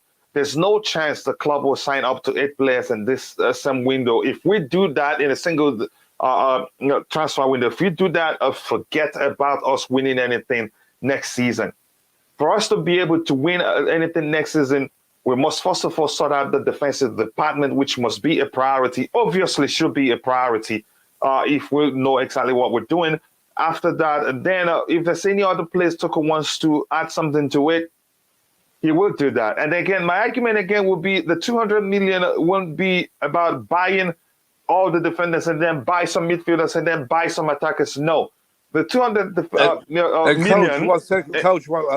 And don't forget, we're going to rebuild the bridge. That's billions. That's another topic for another day. Again, now the 200 million can buy you about 2-3 good players or 4. It depends on the players you're going for, and then we have to complete the process. What we already have with players we have coming back on loan and players that are doing well enough at the club, and then January window we make more signings. The change will not be drastic. So you must accept that the change will not be drastic. It comes even when we signed, I think, how many players in the same window? I think about 8 players in the same window. It was because we were under we had a transfer ban, and then when the chance came, we had more than enough money to buy, and most of them we signed on a free, and some of them were already signed even before the ban we've agreed to sign before the transfer ban was lifted. So again, it's never going to be drastic. That's my argument. And here we have Fahim talking to, we need Gallagher. He's coming back. We have a chance getting 15 million for Aspilicueta and Alonso. And again, that's a plus. That adds to how much we have to spend. Koulibaly is 20 to 35 million. Why is Chelsea taking time back out on him? I would love a Koulibaly, Kounde back for image. Kim Soap, if you don't know, let me educate you a little bit on the situation. We can talk to players, but we cannot put pen to paper due to the restrictions on the club until the ownership is transferred to another person, which is not Roman Abramovich, and that hasn't happened yet. So we can talk to players, but we cannot finalize the signing process until that is done. So yeah, you don't just blame the club. It's like that for a reason. Chelsea fans prefer an inexperienced 20-year-old Gavidol and the price tag of 50 million over an inexperienced 19-year-old Colwell from their academy. So yeah, exactly. That doesn't make sense. I'd rather us keep Colwell. His sales is running through. Just play him alongside experienced players, and then I think he will get better. Nick is everywhere. Nick, I'm not going to read your comment, please. If you like, fight me. You just create more problems for me in the chat. Again, Ragmanol is also free and left-footed. How old is he? Again, I don't remember. Did I hear? Can you please let me know how old is Ragmoli? I think I missed a comment I wanted to read here from Almighty Blues. It says that we need to target players on the free or who end the contract next year so we can get a 5 solid first team centre backs and all that wide forward. But how good are they? That's the question we must answer also. Usually, I think Thiago Silva has to be one of the best free transfers I've ever seen at Chelsea Football Club.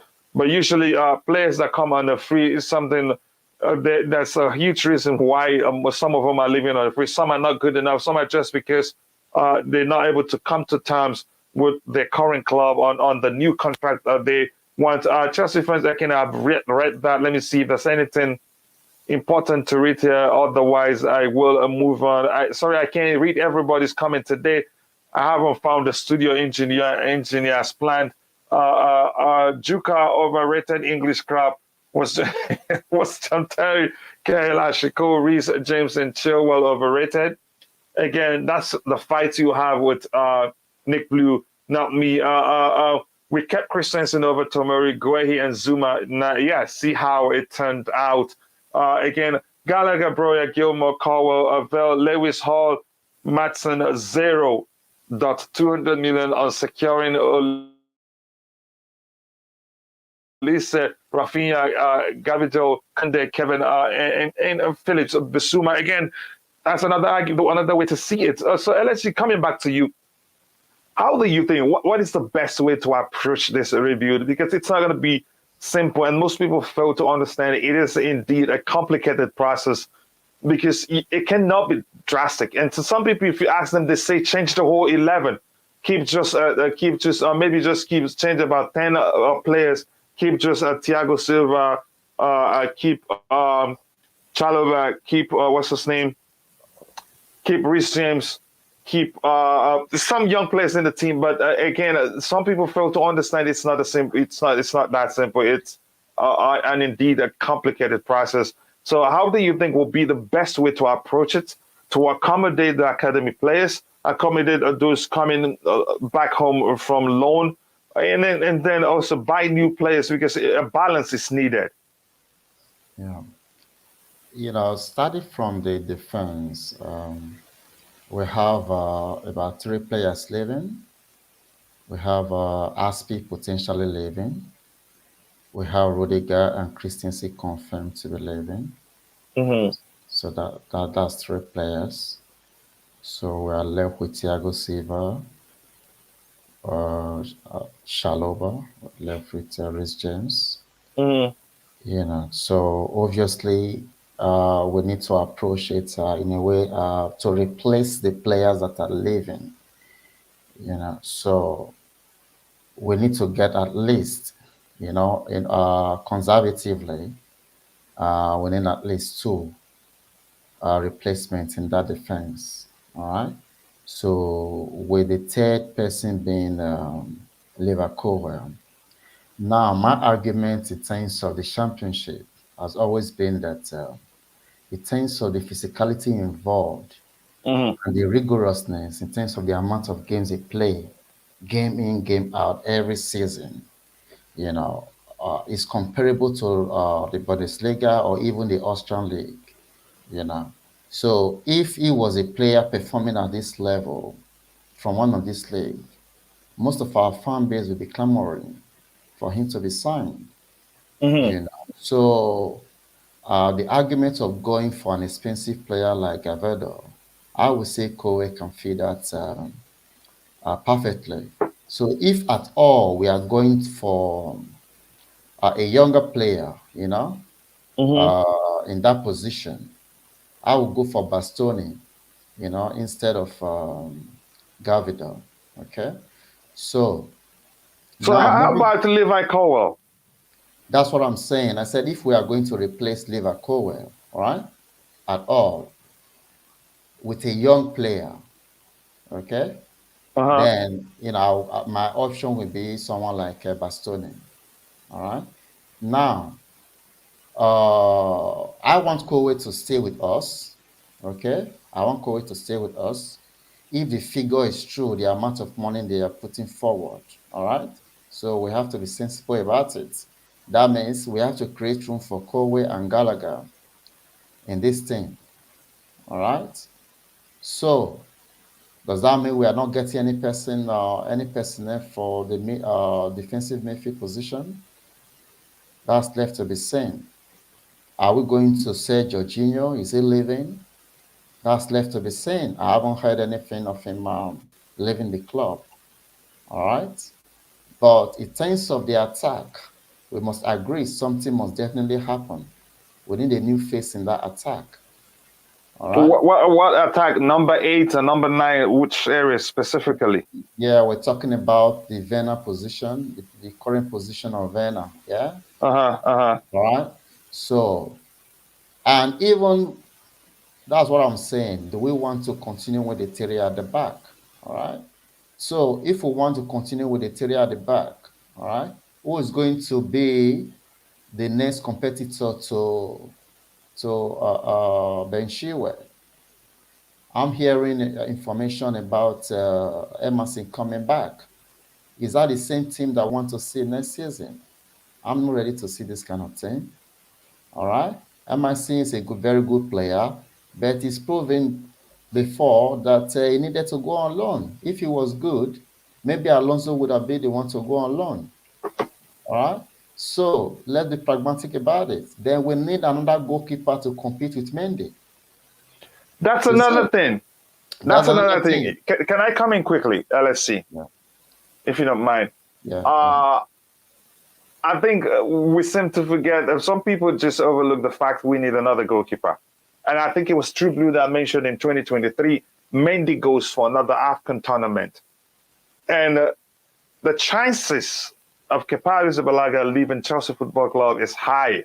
In fact, he may have found his next club, because you can't force him to stay. And if you do that, he will run down his contract and leave on a free. And believe me, no matter how much you pay him, I do not think he'd accept extending his stay at Chelsea Football Club. The guy he's good enough. He knows he's good enough to be our first choice goalkeeper. He's a Spanish international. It's a World Cup year. He wouldn't want to miss it. So we just counted. Yeah, that's why people aren't actually paying attention. We're not prioritizing what we need. Exactly. People are not paying attention. People don't realize we do need a goalkeeper, actually. Yeah. We do need a goalkeeper. So go ahead, Alice. I'll let you round up. I'll catch up the chat, and I'll bring in Nick. Yeah. So basically, we do need a goalkeeper. We need to be at a level we were last season, at the later part of last season. No, well, last 2 seasons now, right? Mm-hmm. Okay. And even earlier this season, where we were very difficult to score against, So we need to be at that level. Okay. Then we can make 1 or 2 tweaks in the attack. We need someone that is clinical. We know creating chances is not a problem. It's always been finishing the chances. How many times? Even when we manage to score 3, any game we manage to score 3, you will know that obviously a clinical team will score 9 goals. Mm-hmm. All right? A clinical team will score 9 goals where we score 3. That has always been the problem. Okay? So we need people that are ruthless, people that are hungry, people that want to make history.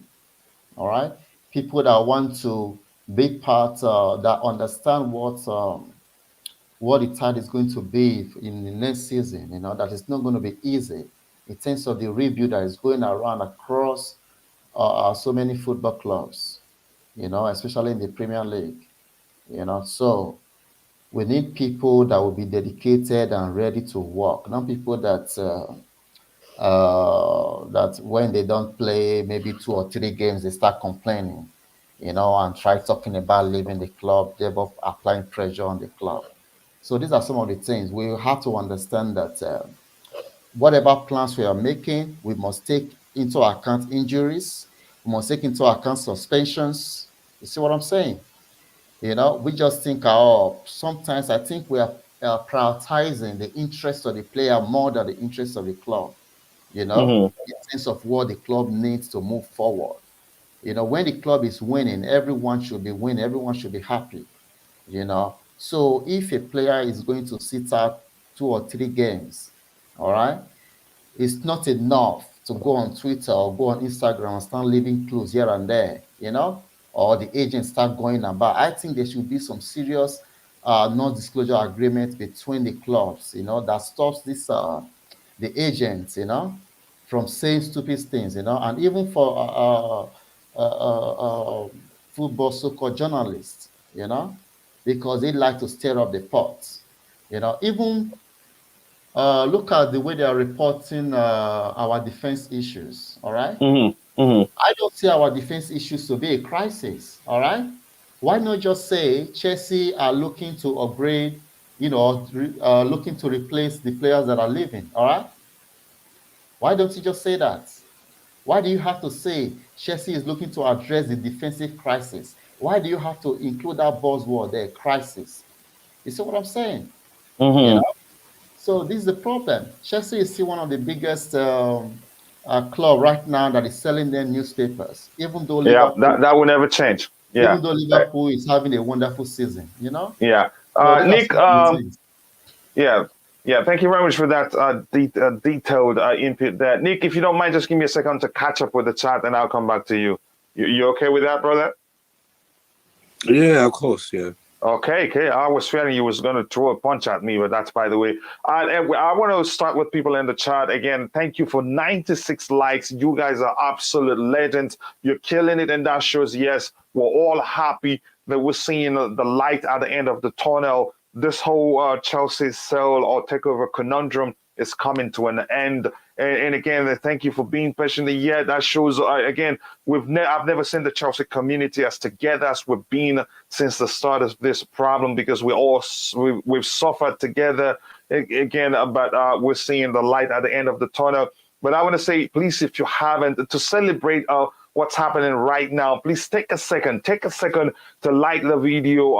That helps the channel a lot. You don't have to donate money. Just like the video, and it is for free. It takes just a second. Like the video to help us reach more people. The more likes we get on the video, the more people will join us here, and the more fun it will be. And if we in a beat, and I think I will have to fulfill my promise. I promise if we have up to 150 people watching, and at the point we have 180 people watching, so we will do a giveaway in a bit for $50. But you have to be with us here on YouTube to participate. So if you're not here with us, you have to join us on YouTube, like the video, and also subscribe to the channel. And as you can see right now, we're at 1,739 subscribers, and we're trying. Yes, absolutely. You guys are brilliant. We just added 2 more subscribers. We're shooting for 2,000 subscribers today, and I know we can get there. We had 100 plus people watching, and I know probably almost 50% of those people are not subscribed to the channel. So please, if you haven't, do take a second to like the video and also subscribe to the channel. Again, I'm going to say this, you guys are absolute legend, and thank you for 103 likes and also 1,741 subscribers. That's not easy at all. I say here, big up Coachila and the panel. The striker situation, we should sell Lukaku, bring in either Darwin Núñez or Christopher Nkunku. Lewandowski going to Barca. Harry Kane, Spurs wouldn't do business again. Harry Kane's case, we know that's not possible. For Lewandowski, is there a chance? That's a possibility, because Barca, if you ask me, are still under financial stress. That's why they're looking to get players on a free again, and that was why they wanted to do away with Ousmane Dembele and all that. And don't forget, they still have what's his name, Antoine Griezmann on their books.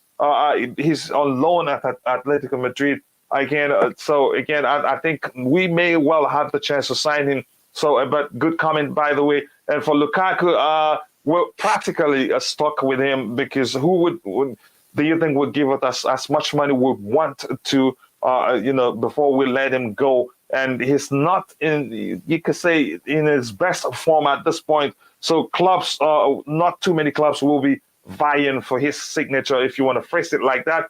Let's try to purchase Bissouma. He is a good player. Again, that's why we're Chelsea again. But we must learn to face the new reality, because the new owners are profit focused, and they will not be spending that much money.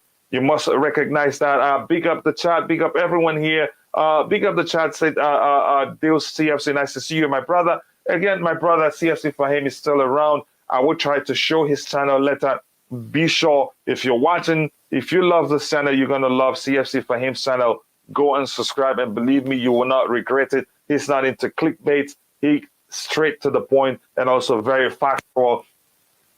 This is the Queen saying hello to people in the chat. Deals, good luck selling Lukaku. Yes, we've said that a billion times, and I knew True Blue will say something. Bissouma can be an effective addition to our midfield. That's the truth. True Blue, AC Milan has takeover. They may want Lukaku, or Inter Milan could come back calling. Again, SM, you could say, for instance, Inter Milan, you could say actually in terms of the way they play, I think you could argue that they've done actually better without Lukaku, except that they did not win the league. But there were signs they can do without him, actually. So I don't think they'll come for him. They need to balance their books too. Deals were sold over 70 million. So that makes it even more difficult to sell Lukaku to another club, because we still owe Inter Milan over 70 million. So the chance of us selling him below this amount is very slim. So True Blue, thank you for highlighting that. We must learn that selling Romelu Lukaku isn't that easy. Nearly 180 people watching, and such few likes. Come on, guys, like the stream. Listen to the Queen. Do like the stream. We have 106 people likes right now. Well, we had 180 people watching. We should get more likes, and in a bit we will do the giveaway. We can still serve Werner and Barkley. I don't think so. It sounds easy, but it's not that easy. Turbinetcha said bye to you too. But thank you for stopping by. I don't think there's anything else to address here. True Blue says, Coach, I never said 200 is enough. No, I never said you said that. I'm just talking. Again, but thank you for correcting me if you thought I said that. Apologies if I misquoted you. Lukaku will leave in the summer. Believe that Boehly will listen to it. And we'll see. Let's see if that happens. Declan Rice will come now because Tchouaméni going to Madrid. He is the main target now. Him and Jude Bellingham. Yeah, everybody else could come in and give you their own list. It is that simple. Again, is there anything else to address? I don't think so. But I'll go back to check again. In case I skipped your comment, I will try to catch up as soon as possible. And thank you very much, Gabriel Omar Obas. Thank you. Thank you so much for the donation. We're coming for everything up the Chelsea. That's enthusiasm at its peak. I love that. I love that spirit. But more importantly, thank you for the donation. I appreciate that. That helps the channel. And then that can buy me a cup of coffee and, drinks if I go out with my friends. But I appreciate the donation. Sorry? I'm not going to smoke it now. Just hit the like button and subscribe. It is free. So Nick, coming back to you, I forgot the question I asked you, but I know you knew exactly what we're talking about. Well, okay, how do we really just take your time, Nick, and tell us, how you think it will be the best way to approach the rebuild, because 200 million will not cut it. And there's no way to tell. There's no guarantee. It is just a speculation, no matter how you see it. This is just the media coming up with that number. None of them were at the table when that happened. Are you with me? Yes. None of them were at the table when that happened. So so go ahead and tell us how would you spend it? This is what I think is going to happen in the summer transfer window. We will get maybe 3, 4 we'll be very lucky to get. 3 we will get to fix up the defense. First of all, that's what we're going to do. And we're going to, we still have great players in this team. When we have the great loanees to come back. That's what Tuchel will be doing. He's going to have to use everyone. It's going to be a slow process. Like I said, nothing happens overnight. It's going to be a slow rebuild. And we will get there. By next season, we'll be challenging for the league. This year it's going to be very difficult. This coming season, of course. And challenging, you mean that is if we're strategic, right? If we don't make a wholesome change. So go ahead, Nick. We can't do that. We can't. If we do that, we're going to end up fighting for relegation. We can't change every single player. We won't have who's going to combine together. That won't happen. People are getting carried away with this. We have great players at this club. These players we have: Pulisic, Mount, Ziyech, Havertz. They are great players.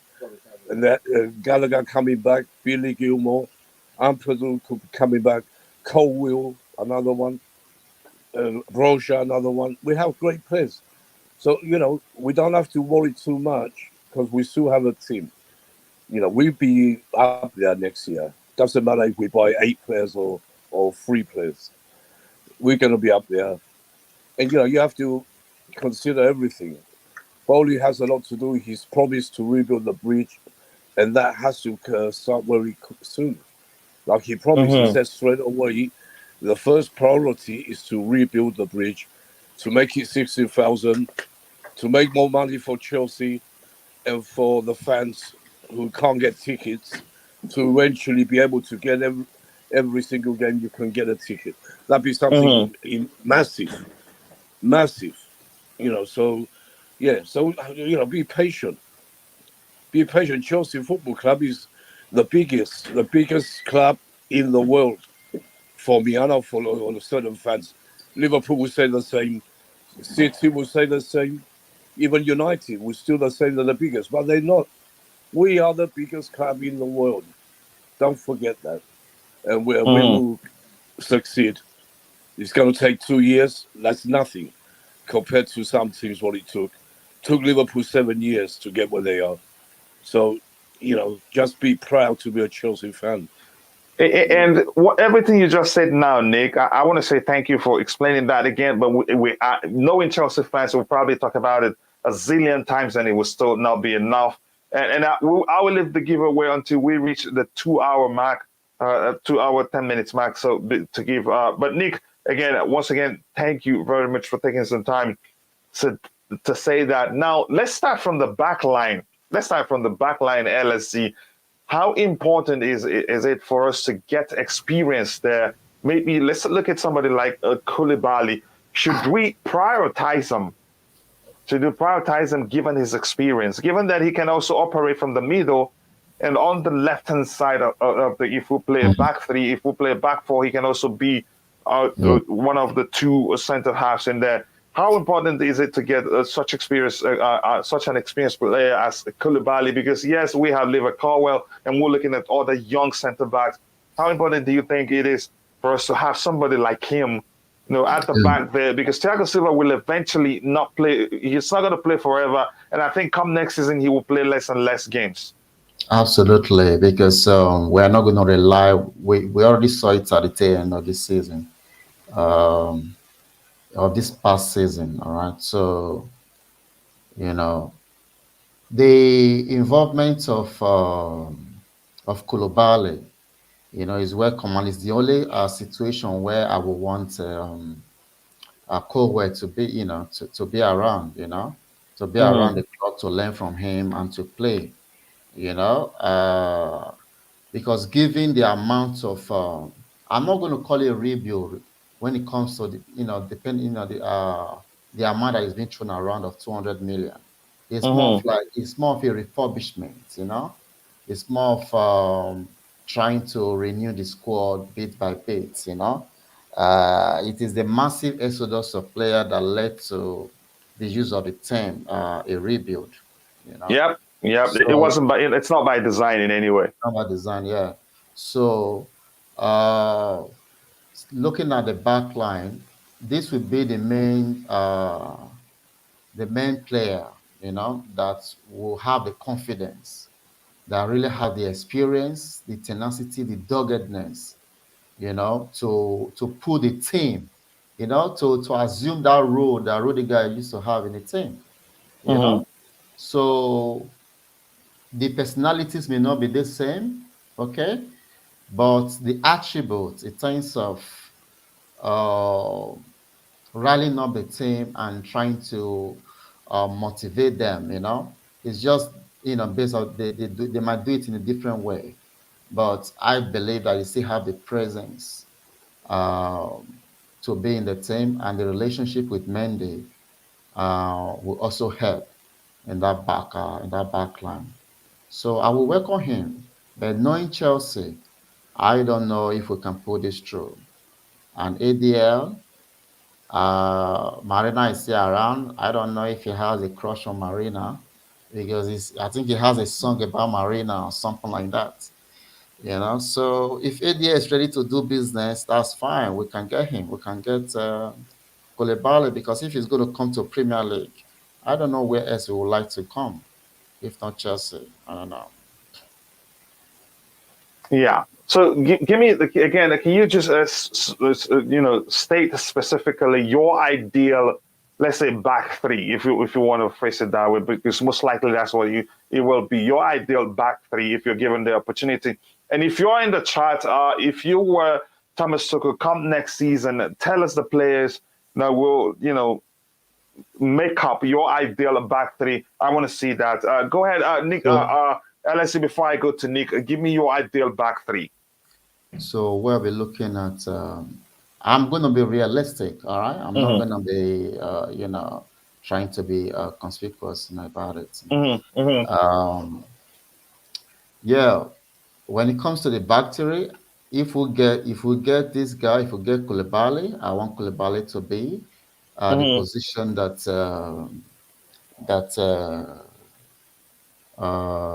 Thiago Silva. No, not Thiago Silva. I know that's the main position that he's supposed to play. Rudiger, he's trying to say Rudiger. Yeah, Rudiger. Yeah, that Rudiger is that would be the left side.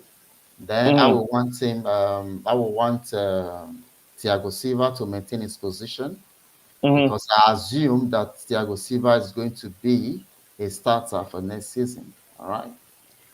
Then Kounde, if we get him, then we can have you can have a risk to be on the wing, So that would be my back.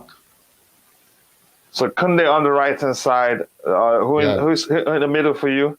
Siva. So and on the left hand side, Koulibaly. Koulibaly, yeah. That will be a stronger one. But do you think they'll have enough pace to deal with pacey attackers? Who doesn't have pace there? That would be Koulibaly, but we are not sure yet what it's going to be like in the Premier League, because he's 30 now, so we'll see how it goes. But I believe that pace is not going to be an issue, depending on if we have Ben Chilwell back, you know. So I don't think pace will be much of an issue for us. Yeah. Again, let me just read this and I come back to Nick. He says if you think Tuchel wants to go into next season with the same attack, you must be having a laugh. We can only rely on Mount and Havertz out of the attackers we have. Here's the thing. I don't think that will happen, but there's a chance it happens. Why? It may happen because the priority will be to replace the players who are losing in the defensive area. The department, and we haven't. We've been under restrictions, so we've not been able to start talking with players on time. So there's a chance we will run out of time and not be able to, get replacement. And remember, also you sell to make room for players to come in because we already have a bloated squad. It's just that we have a bloated squad, but the squad is unbalanced. So if Tuchel goes into the next season with same set of players in the attacking area, that he doesn't want it, that is, if he doesn't really want to, it will not be by design. It is just the situation we find ourselves in. Again, Tobago says, hit the like button, people, and also please do subscribe to the channel if you haven't. But more importantly, I want to say thank you for 115 likes and also 1,747 subscribers. We want to get it to 2,000 subscribers today, and we just went up one more subscriber, but we can do that. People want to get it to 2,000 subscribers today and 200 likes if possible, but I think we can. You can make it happen. 5 more likes to 100. Yes, that's the truth. We've gone beyond that. I think I'm way behind. Guys, we should remember there's FFP, so this money should be spent wisely, but I have an issue because we don't have sporting director, while Marina will still, I think, be the transfer here. That Marina is just a negotiator. She doesn't decide who will go for and who we don't go for. And again, I don't think not having a DOF at this point will be an issue. We should, as long as Thomas Tuchel says these are the players I want, that alone does it. Then we'll try and get them to put pen to paper and join our club. Again, but that's, by the way, I'm going to try to catch up here. Usman says Thiago cannot cope with the speed of the EPL attacks anymore. I don't think Thiago's speed is an issue. The issue, I think, is staying fit. Again, I'll explain why I don't think his speed is an issue. He's such an intelligent player that, even the fastest players in the world, you don't get a chance to race against him, let alone outpace him. Why? Because he reads the game so much that he will be in the right place at the right time to take the ball from you or even stop you from progressing the ball. Again, the pace is not the issue. It's just he staying up feet, not getting injured and all that because he can read the game very well. Again, I have a fear if Tuchel won't be backed enough, we might lose a good coach. I think he will be backed, and he has shown that he understands the troubles we're going through. I think I prefer Philip to Rice. Again, that's your choice, brother. Deals, we need to rebuild the defense and get a second keeper. Then Jorginho and Kante 1 season contract. Exactly. That's a perfect plan here. Because even if Tuchel doesn't like the midfield, don't like the attack, there's a chance we might not have, that is, the club might not have time enough to get in all those players that want. That is my point. So it's not like if it happens, if they remain at the club, that it will be by design. No, circumstances, has forced us to be in this position that we can talk with players, but we cannot finalize contracts, and players cannot put pen to paper and join us because there are restrictions on us. So again, and it hasn't been lifted. So that's the case. Make that 2, not 5. Okay. Yep. Again, big up to you, Helgi. I appreciate you. And Helgi is one of the resident panelists here. Great minded when he talks about Chelsea Football Club, and I do love to have him on the panel whenever he has time. But unfortunately, he's busy right now. Emerson does not want to come back. Yep, that's a good point. Tuchel has already said he's keeping the system. So why bring back Emerson when he when he let him go in the first place, thinking he wouldn't work for him? Sangare is actually terrible. Don't believe him again. Let me try and catch up because I'm far too behind. Again, I thank you very much for that donation, brother. I appreciate it. That will go a long way for the channel. Thank you very much again. Hit the like button, says Michael.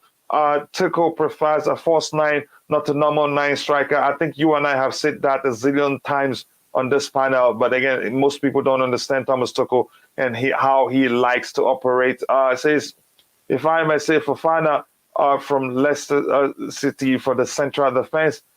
Not really my ideal. I'd rather go for Soyuncu rather than Fofana. Again, what do you think about Fofana, Nick? Yeah, I've heard of. I've seen him a little bit, not much, but I don't know how much he's going to cost. But for me, like I said, I want. First of all, we have to get Koulibaly for me. Kounde, we know he's going to be the first signing, and we have Chilwell, don't forget still, and like OSG said, we still have a good defense.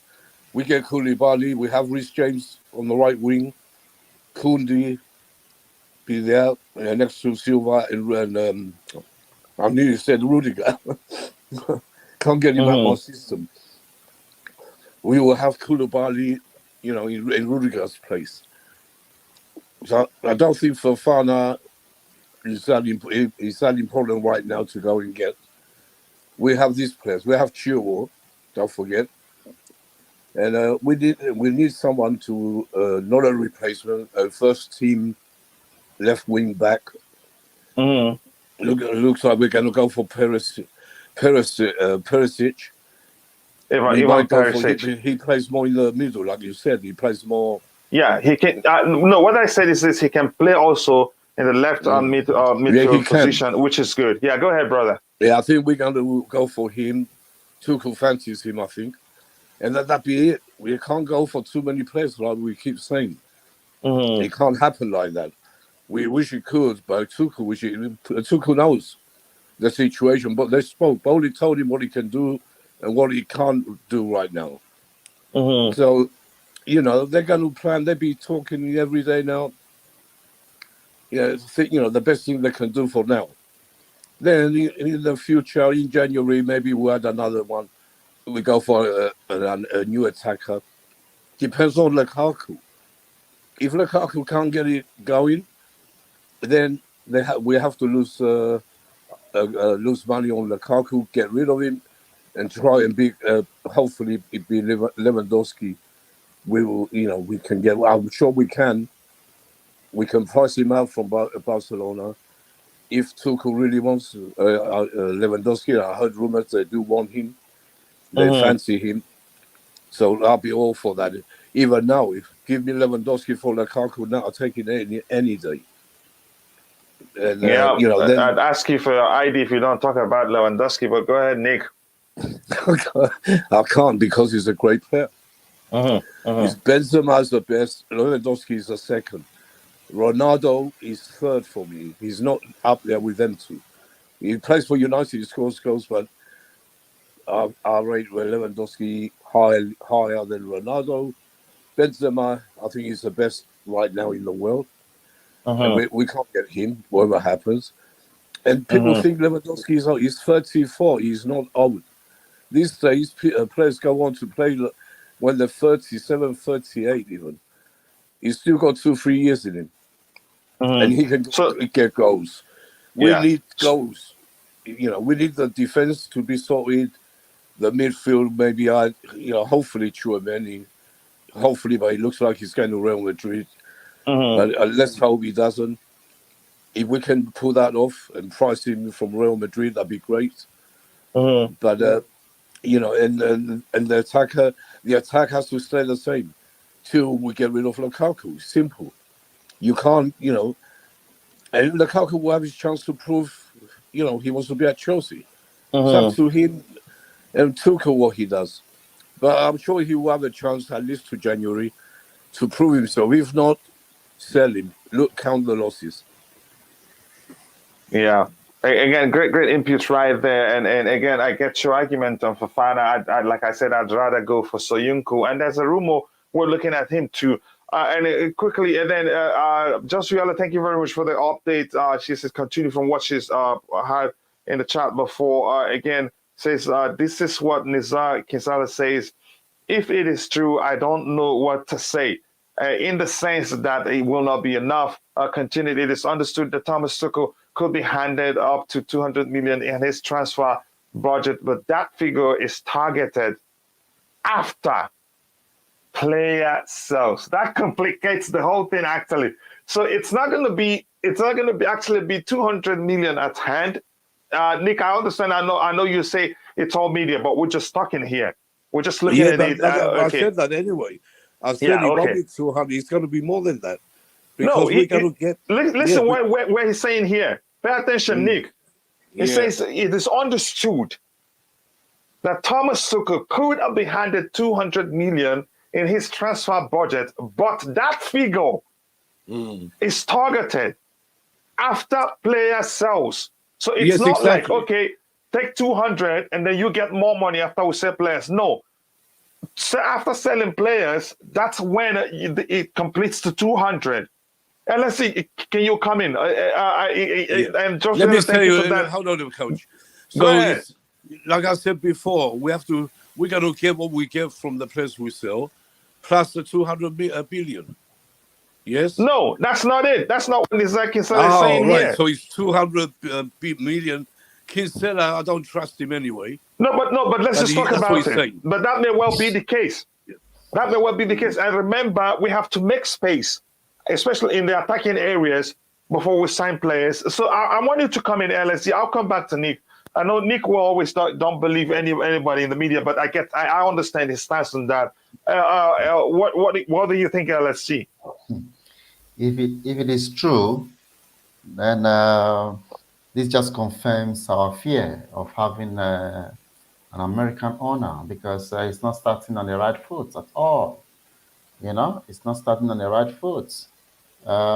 It needs someone to sit him down and make him understand what is really going on. I thought that the disappointing results all along that he's been to the bridge to watch our games, even to the point where Tuchel even recommended him not coming to the bridge again, that he should watch from home, watch our games on TV, because it's almost like he's giving us bad luck.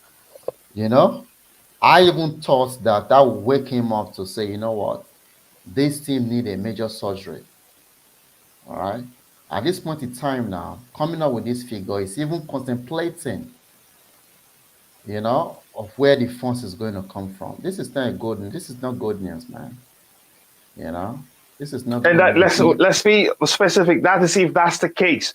That's what I meant. Yeah, exactly. If that's the case, it is not good news. And for people that are already parading him, because it seems like everyone, I don't understand this fan base sometimes. It seems everyone forgotten about Roma. I saw the atmosphere. I saw the last day of the season. There was no concerted effort to pay a tribute or anything like that. It was, oh man, it was heartbroken for me anyway. Yeah. Again, just quickly, just 1 second. This is my Niger brother, Oliver Idahosa. That you're definitely from Nigeria, and welcome. He's suggesting his brother Victor Osimhen and my brother too. Osimhen would be too costly. Remember, Napoli paid around 80 million for him. So I don't think we'll be spending that much money on him. And I think we have Broya. We'll not be looking elsewhere for attackers. I don't know. I'm not Thomas Tuchel again. That's what I think will happen. And Phantom, I've sent you the link a few minutes ago, so please check. And sorry for saying that late. And that's why I said I'm going to find a way to include somebody called a studio engineer to help me go through the link and highlights, because I read them on my own, and I also go through them to find the ones I read or not read. So again, if you're watching, thank you very much for 123 likes. You guys are absolute legends, like my brother Oaks would say. And if you haven't, please do subscribe to the channel. And the numbers of the subscribers are really going up. We have 1,754. So we're not far away from we're not 2,000 subscribers isn't far fetched. We can get there today, or even 1,800 will be fine. But please do like the video and subscribe to the channel if you haven't. Here, LSD, I'll get back to you in a bit, please. Let me just look at something. Glenn, the theory, but the wing backs get caught up on the pitch. That's the truth. You have a problem sending? No, bro. I didn't just see this on time. I already sent it even before I saw the super chat, and you don't have to do this for me to send the link. But again, thank you for the donation. I will take it anyway. And the year Pep Guardiola came into City, offload 9 players, and look how long it took them before he won anything. So you must remember that. Exactly, True Blue. Theory is a lot harder to put in practice. It looks great on paper. Yep, that's the truth again. Phantom, he probably hasn't seen it. Yeah, I haven't. So you don't have to make a donation for me to see it. But I already sent it before I saw the other one. True, we needed to make space before we buy. Tuchel will be back. Clickbait and fear mongering is the thing with these Junos nowadays. Again, that's the truth, and I appreciate that. Kounde, Koulibaly, Gavidiol, and Suruma says, and if you haven't, please like the video and subscribe to the channel. Anything else to read here? James Bravo, that was, again, I don't think there's anything else. It is true. Then we should have just given Rudiger what he wanted. This Fairboy saying we're not obliged to pay tribute to Roma. If you want to pay that kind of tribute to you, again, link again. Okay, I will send it in a bit. Sorry, I saw that late. And again, what happened to the 1 billion guaranteed spend it? Even if you guarantee 1 billion, would you spend it in a single transfer window?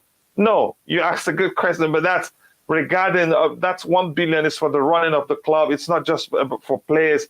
It's for maintaining all the aspects of the club, not just about buying players and all that. But then again, if you haven't, please do like the video and subscribe to the channel if you haven't. So LSC, go ahead. Sorry for cutting you off. I just wanted to catch up so I'm not far too behind. Yeah, so like I was saying earlier on, this confirms our fear. And I hope this is not the case. I hope it is just more sensationalist news from the media. And as time goes on, we'll be proven right. Okay, because I cannot imagine you having that budget. I'm not even sure where the budget is coming from. All right, because we have to sell players first to even get the 200 million. Are you sure that we are going to make a player sales of up to 200 million? You know, so this is why we shouldn't take some of this story seriously. You know, so uh, if you have that kind of budget, why would you even make mention of 2 A-list stars? All right. So I will have Again, to. we must clarify. We're not blaming him. If we're saying if that's the truth, but go ahead, If brother. that's the truth, yeah. I always maintain if that's the case. All right. If that's the case, why will you be talking about 2 A-list players? You know. So it's a very difficult situation that we are in, but we must not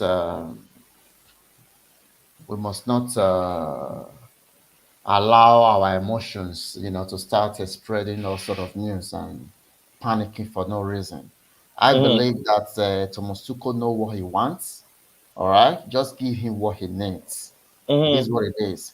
Although it might take about two transfer windows for the rebuild to happen, but I don't think January transfer is usually the best time to get the best players, So I won't count on that.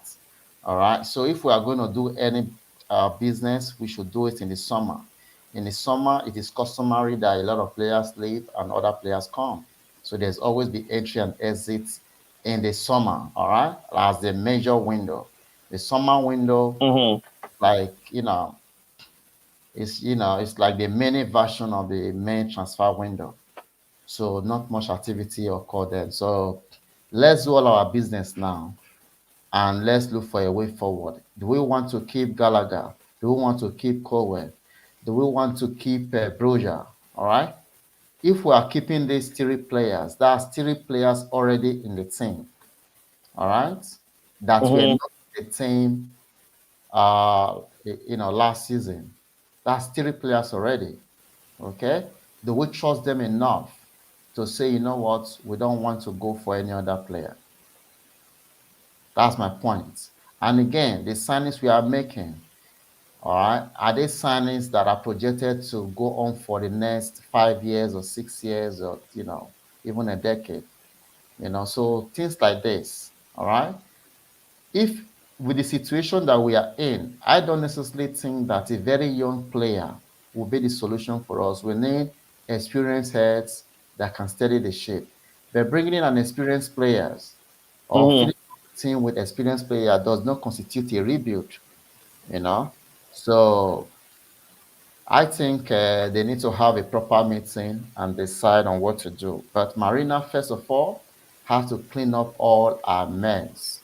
She has to see this window as an opportunity for her to clear out all the so-called dead woods that is in the club. All right. So the first thing, what is the future of a player like Callum Hudson-Odoi? All right. In So the let's attack. take let's take. I'll bring you back when we come to the midfield. So we you were answering the question regarding what we that's this comment right here, right? This comment right here, right? Yeah. Okay, so I'll bring you back again so we don't, because if we move into the midfield area right now, we might not have time enough to talk everything we have to talk about. Are you okay with that? No, that's fine. Okay, thank you very much, brother. I appreciate your understanding. So now, again, I want to say, see, this is what you type to participate in the giveaway. You type a thank you, Roman. Thank you, Roman. Let's see how many people we'll have today. Again, I'll do the draw in a bit in about 10 minutes or so. But I'm going to get back to the panel and let Matt catch up to us after Nick speaks. Nick, again, I'm going to highlight this comment. Again, I know you're going to argue that's not the truth. But Nick, can you hear me? Yes, of course, yeah. Okay, let's just assume this is the truth. Because we've been arguing, even if it was 200 million at hand, and then after we sell players, we make more money, then we have a lot more money. But in this case, if this is the case that we have to even sell players before we have to up to 200 million, tell me what you think, Nick. And that's the case. We're not accusing anybody of anything. I know what you're saying. Yeah, I know what King Stella's saying. We can't believe too much in what he says anyway, but like if he's right, before, if he's right, sometimes he is right. I will say that, but I don't believe in anyone except the club. When I hear it from the club, then I will say. But like LSG said it, like I was saying before, before we think of buying players, apart from the defense, which we have to get replacements for Rudiger, Christensen, and Aspie. Apart from that, we don't need to buy no one. Not right now. We have Broja, like you said, Gallagher, Gilmore, Colwill. They're all going to come back. They're all going to be, they're all Chelsea players. They'll be back pre-season, getting friendly, playing in friendlies, and Tuchel will, he knows what to do. He will get them blended in, and we have they're they're not average players. They're great players, and they will become even better. So before we buy anyone, go crazy buying anyone because they worth that much or that much or this much. It doesn't work like that. We done it with Lukaku. Look at what's happened with Lukaku, or in the past we done it with Flawless. We've done it with Morata. We've done it with a lot of players, and it didn't work. So you build on what you have. That's how you make a club great. From the loanees we have, the great academy we have as well. Don't forget. I'm not saying we don't need experience, but we do. We have experience. We have some experience. In Kovacic, Jorginho, if he stays, I hope. Kante will be there. He ain't going to play every single game, but he's a big influence. Aspie will be there, hopefully, as well. So we got great experience there. And I don't understand why all the rush to buy players, or big money. Like people want Declan Rice. What makes you sure Declan Rice is going to be good at Chelsea? I don't understand it. And at what price? I'm against it. I'm against it not just because of the money, because he's not as good as people think he is. All right, I don't want another Maguire at Chelsea. That's what he is. Similar with Maguire. That sort of player. That's what he is. Don't bring me a player like that, please. I will go berserk. I will go in that office, in the board office, and go berserk. I will actually go in there somehow. I'll find a way. I've done it in the past. I can do it again. So don't go on about Rice and that, because it doesn't make sense. Build a team, but you have. Bring in, if Lukaku doesn't get going by January, get rid of him. Whatever the fee, even if it's 20 million, 30, lose the money and bring Lewandowski in. I keep saying it. How many times? And I will keep saying it, so you're going to see Lewandowski in the blue of Chelsea one day, and you're going to say, oh, he was right. Yeah, I hope if it happens, I'll take it. I'm gonna let you know. I'm never gonna be the one to say, okay, let's not do it. But I get your argument totally, Nick. I'm having an issue with a giveaway tool here, but I think I'll sort it out.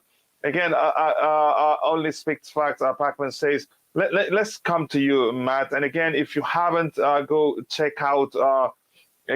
First of all, the Queen says like the stream, and if you haven't, please do subscribe to the channel. And thank you for 127 likes. And also, we're closing into we're getting to 2,000 subscribers, but we're about 100 plus short, and you can help us get there. And again, this is Matt. If you haven't, go check out Matt's YouTube channel, one of the fastest growing and up and coming YouTube channel. Be sure to subscribe to his channel. Again, I appreciate that.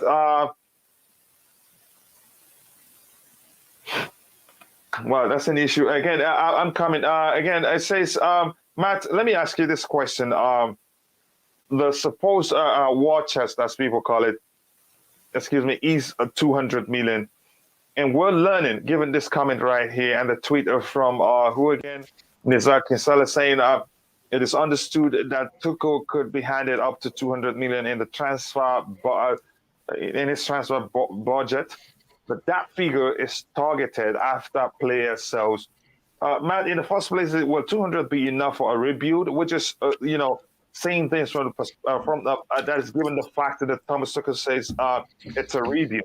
And we heard rumors that Todd Boehly says he's going to make two marquee signings. So you just go ahead. You know what?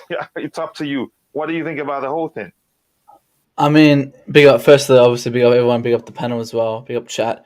Looking at this thing, and what I've seen recently in Chelsea is we can give them £400 million, but we can always have a difficulty coming from that. It's not the amount of money, it's how you spend that money. And going into it, 200 million, it's very good. It's a fantastic price. Obviously, we're probably going to spend 80 million on that on Kounde. That's the only done deal we kind of have at the moment. However, going into it again, we go for Rice, who's 120, then that's it. That's our window gone. if the limit's 200. So we've got to be smart about it. And obviously we've lost Tuchel, which is the biggest mistake and we are definitely going to regret that. So there's no midfielder who can possibly come in and really rebuild our team. Someone like Tuchel can. I can't think of one. I could have thought of Kamara, but somehow Aston Villa got Kamara for $8 million. Matt, one second, Matt. Sorry, but don't forget Gallagher and Gilmore. They can do a better job than Uncle Ben's Rice for me. With Rice, I think Rice is a better player. I'm not a fan of Rice, but it's just a price tag on it. I think Rice is valued at 30-40 million at best. Gilmore and Gallagher, they're fantastic players. Gilmore, I'm a bit on the edge with him because again, he hasn't really played for Norwich. When he was there at Chelsea, he showed a lot. At Norwich, there wasn't really anything there that sparked him, but he's still a good player for the future. Right now, I want someone who can come in and possibly fix our team. Tuchel was that man for the midfield. We know midfield's a massive problem. We got great midfielders, but they're not starting midfielders. They're rotational midfielders. We need someone young who has a bit of experience and who has some, versatility kind of in the midfield position. Again, a Tuchel to come in and fix our team. Someone like him is now, gone. So with that 200 million, going back to the question, the 200 million is a good number. It's a great number to look at and to try and top the limit to. I think we can get a lot of great players for a rebuild. A rebuild is meaning a whole new starting 11, even 9 to 8 players. This season, I've always said I think we're going to get 5 to 6. Maybe now, looking at it, might even be 4. But again, going into it, we'll see how it goes because 200 million is a great number. But it's just how we use it. That's the main part. So you think that will, go a long way in terms of the rebuild of process? I think not like a full rebuild. I don't think 200 million is for that. It depends what kind of rebuild you're talking about. If we're talking about just a minor rebuild, like we're buying, a 16-year-old, 21-year-old, then that's not going to work. If we're going to build a Manchester City team, we've got to put 400-500 million in the next couple of years. It's not going to happen overnight. It's not going to happen in one season. We're going to have to do this in a couple of seasons. We should have started this last season where we could have got rid of Barker, could have got rid of this. It didn't work out. Then we brought in more deadwood. We brought in Kennedy Saul. We didn't fix our problem. Now, again, we're kind of not stuck, but we're kind of going backwards a bit. Now is when we're starting to go forward, and going forward isn't going to happen in one season. It's going to take a while. Yeah. Again, thank you very much. I'm going to ask you one question quickly before I go to I think I've asked. I don't know if I've asked Tobago that question, and Fairboy just joined. And if you're watching, again, we're about to do the giveaway for $50. But again, I want to thank Phantom for another donation today. Again, and you don't have to be doing that, brother.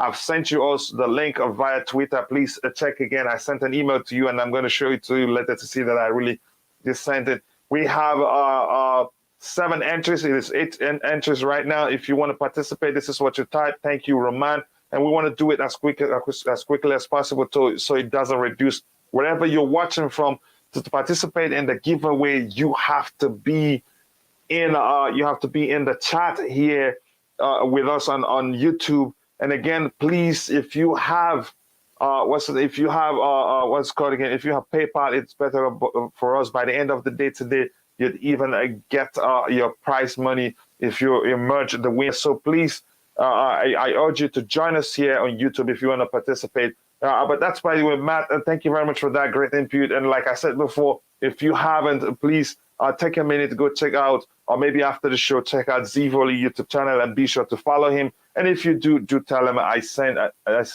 you. Declan, I don't know if I've asked you if you think a 200 million would be enough for a rebuild, because it was Tuchel that called it a rebuild. Even if it is not a rebuild, do you think 200 million would be enough to actually fix the defensive issues and maybe sign 1 or 2 more players for other departments? You go ahead, Fairboy. When he comes back, he can go ahead and talk. Okay. Okay, go ahead. Tobago. Oh, you said declared, so I was. No, not declared. Yes, about the budget. To be honest, as I said on the chat, I was hoping this tight budget was going to fit if you're having a proper sporting director who can make sure that that budget plans out for the best for the club. But to be honest, I don't think to my valuation, I don't think 100 million will be spent. I think will be more, to be honest, from my side. I think will be more. Even on the player sales, I think will be more because they said they're going to do 2 market signings or what. So now we're getting from the journalists just the rumors. This one said this one said that, this one said that.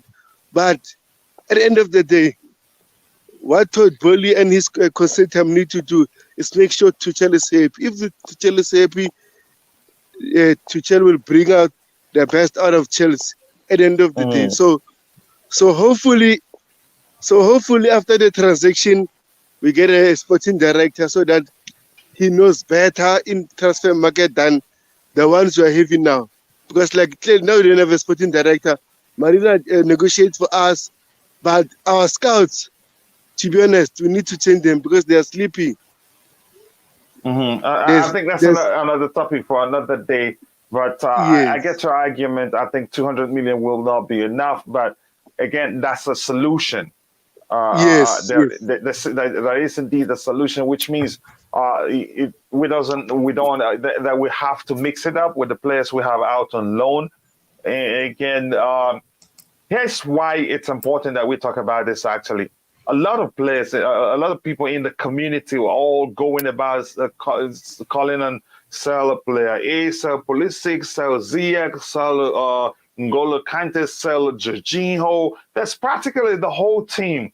So what we're trying to get people to understand here is there's no chance that happens. There's no chance Chelsea buy even 8, 6, 7 players this coming window.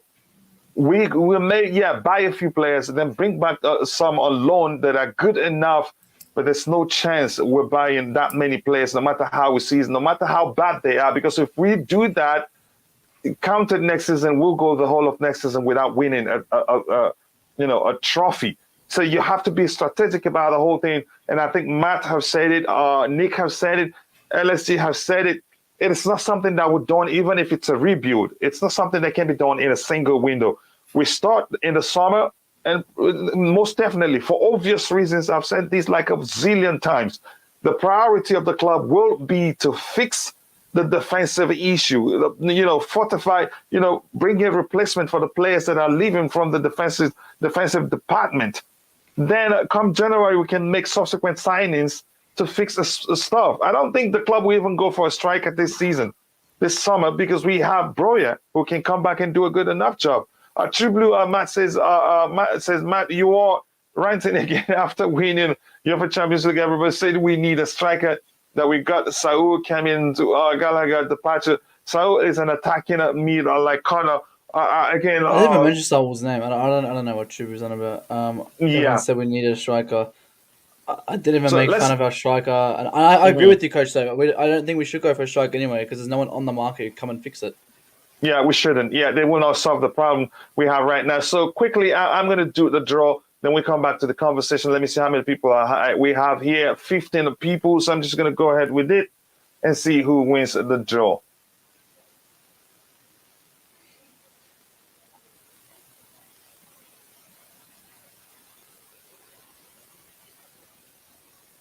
Okay, congratulations to you, Chronistan. You know how to reach me. And again, somebody else gets a chance tomorrow or next, depending on when we do. But there's a budget for it, like I said.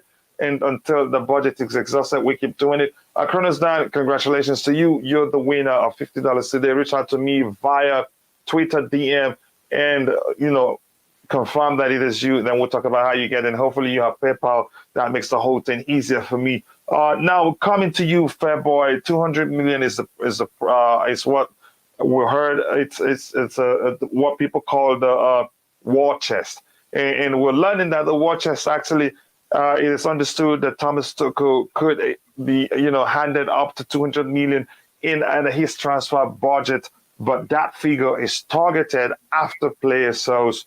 Just let me know your thoughts on how we can make that work, because we can make it work.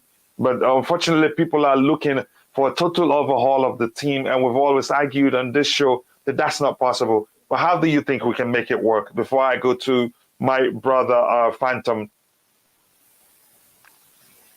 Oh, okay, fine. So First of all, I'll start with the report.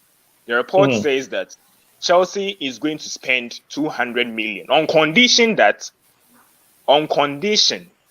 we make sales. So the question is about, I think it's a fantastic budget, but the question is more about what's the source of the income? Where are we getting the income from? You understand? So if the income will be financed by the sales of players, then somehow we would need to be worried. Because if you think about it, if you look at the players who are surplus to requirements, we are talking about the Ross Barkleys, we are talking about the Barbara Mans, and some players whom we don't need, Bakayoko and Co. Do you think some on a free? Yes, and some are on a free, right? So you want to ask yourself, these players like Barkley and Bakayoko and Co, would they even get up to even 50 million? Are we going to get 50 million off of these players? If that is not possible, then it will mean that we have to sell certain important members of our first team squad to be able to finance this. And you know that when we do that, we are getting rid of the entire team. So it will even make it difficult for us to even compete next season. You understand?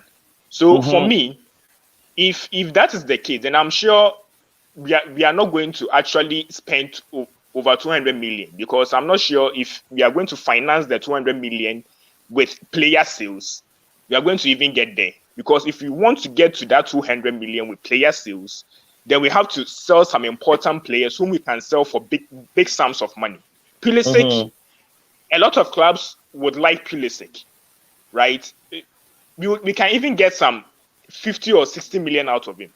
Pulisic, just Pulisic alone. Sorry, I'm sorry, bro. I'm sorry. It's Mikael and his comments. And I'm sorry. He says, I'm sorry, but 200 million isn't a war chest. More like a fanny pack. Go ahead, Fairboy. I'm so sorry.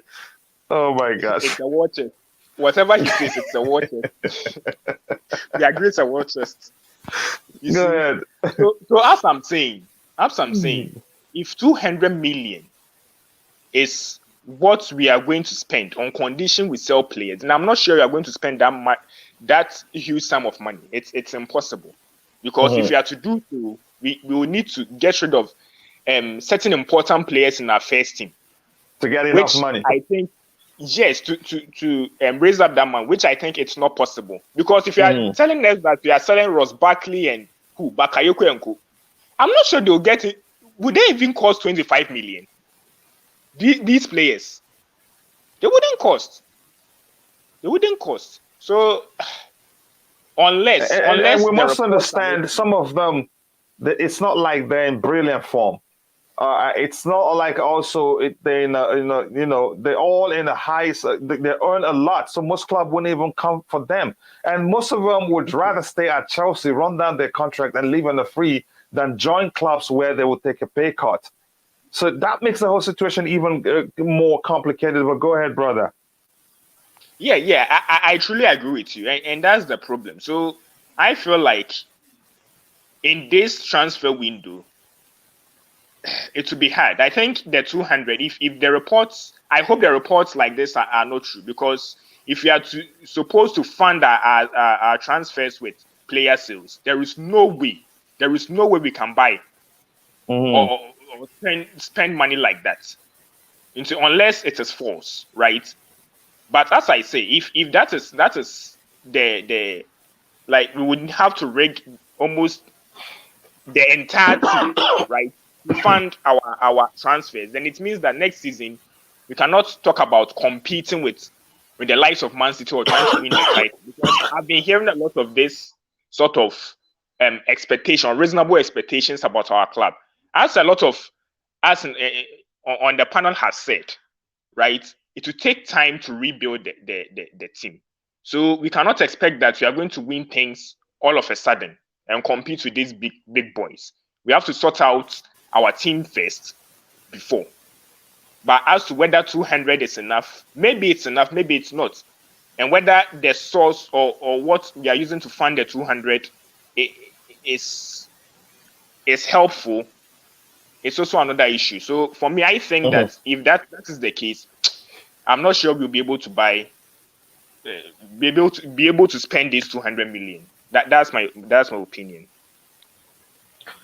I think your opinion makes sense. And this name that I think I might have missed the comment who's Trubly is referring to Chinon. So sorry, I skipped your comment because I didn't see it anywhere. But then again, I want to say once more again, say congratulations to Kronostan for winning today's prize. He gets $50. And if he has a PayPal, it's easy to send it to him. And again, like I said, we have a budget for that, so we'll still do more. Maybe tomorrow. It depends on how many people we have watching, and that's a way of appreciating the people that support this channel. And we're closing in to 2,000 subscribers right now. We are at 1,763 subscribers. That's not that number. We're not far away from 2,000. We can actually get there today because even after the show, people keep subscribing, and you're the ones that make it possible because you interact with the show. And Google, YouTube algorithm senses that, so he pushes it to more people who would be interested in the topic. So again, the Fireball, you're always on point with your, the way you strategically present your argument. It's not something that's never going to happen in a single window. Will that be enough? No. Maybe we have to bring in academy players and all that to make it complete. So coming to you, Mr. Dynamic, in types of how many clubs you support. You support Fulham, you support Roma, you support Chelsea. So you're dynamic like a code. But you should at least, when you come to the show, we're a Chelsea fan. We know you're a Chelsea fan. Tell us, what do you think about this whole thing, 200 million? And we're also learning that the 200 million they'd have to come to that number after player sales. And we've heard Thomas Tuchel say, it's a rebuild. We've heard Todd Boehly himself say he's going to make 2 marquee signings. Your thoughts? I know you like to break things down too. So tell us how we're going to make that work. Okay. I have no expectations of even making Champions League next year. I'm happy with making Europa League next year. I'm not being sarcastic. I'm just being serious because we need. I know you're busy, but tell us why. Right. We need to do a rebuild in the defense. I mean, we're losing Aspie. We're losing, you already know who we're losing. So, yes. And those players like Kounde, the price for Kounde isn't coming down. I mean, remember the ransom price that Seville wanted? They're still going to want that this summer for because they gave us a cheap price and then they upped the price. And then they might up the price again because we're even more desperate this year for Kounde, right? And as far as trading out players, pick Pulisic, Werner, 2 out of 3, Cho. You can dump 2 out of 3, and that's okay because we have enough attackers that are just mediocre to go around that we can dump, and that's fine. I'm not really worried about that. I'm worried about the defense now because losing Rudiger was a very big deal. If I could only have on this past Chelsea team this year, I thought that Lukaku was the winning piece to get us into a Champions League repeat and compete for the Premier League. I thought he was that missing piece.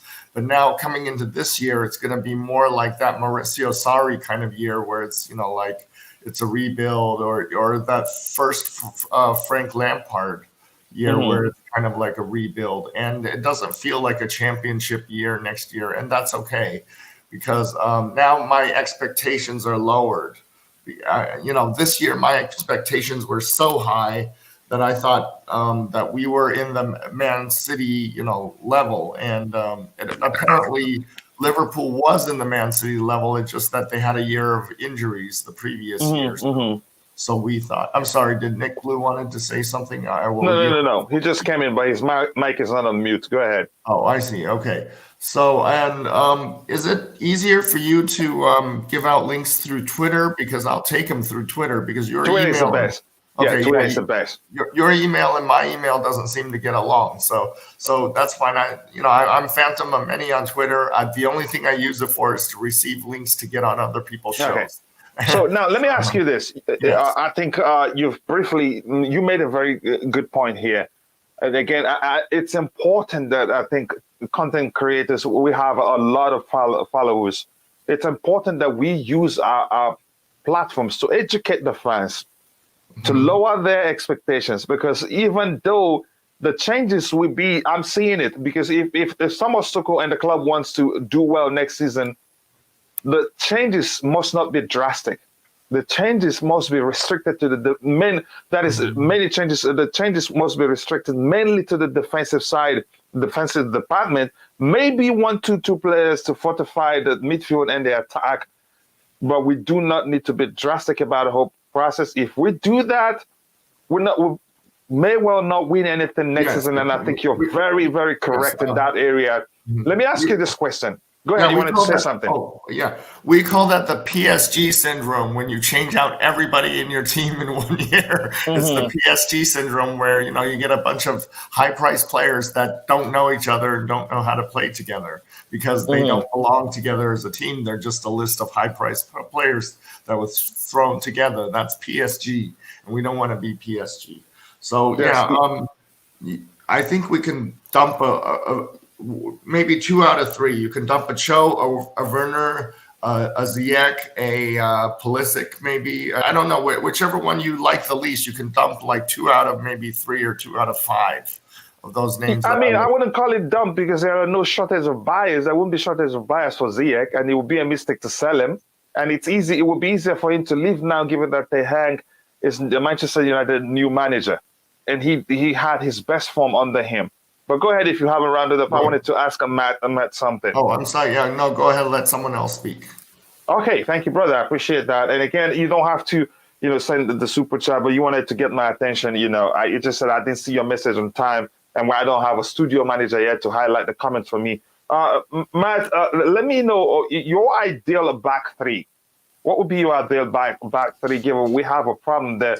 And again, Tuchel have stated doesn't look like he will, mix up his approach that much next season. Probably he'll be playing mainly with the back three system, or back five if you prefer. What's your ideal back three next season? Give signings plus signings. Yeah, if we're saying hypothetically, then obviously on the right Kounde, in the middle Koulibaly, and on the left Cucurella. I think this midfield is the complete package. The only Cucurella, I think isn't he a wing back? No, he plays left center. He's a Reece James. He can play left center back, and he played at the second half of the season for Brighton, and he did very well there. So he can execute both roles. You can do everything because I've watched him since Barcelona. At Barcelona, he was a left back where he was playing very defensively. He reminded me of he always reminded me of a Reece James. Coming now, I look at him and I go, shit, this is a Reece James, because he started off as a right back, then he moved to a wing back. At Taif, he was playing left back. Played a couple wing back. Come to Brighton, they play back three. He played wing back at the start. Then he played left centre back. And remember that goal we conceded against Brighton? Who was the one who crossed it in? Cucurella.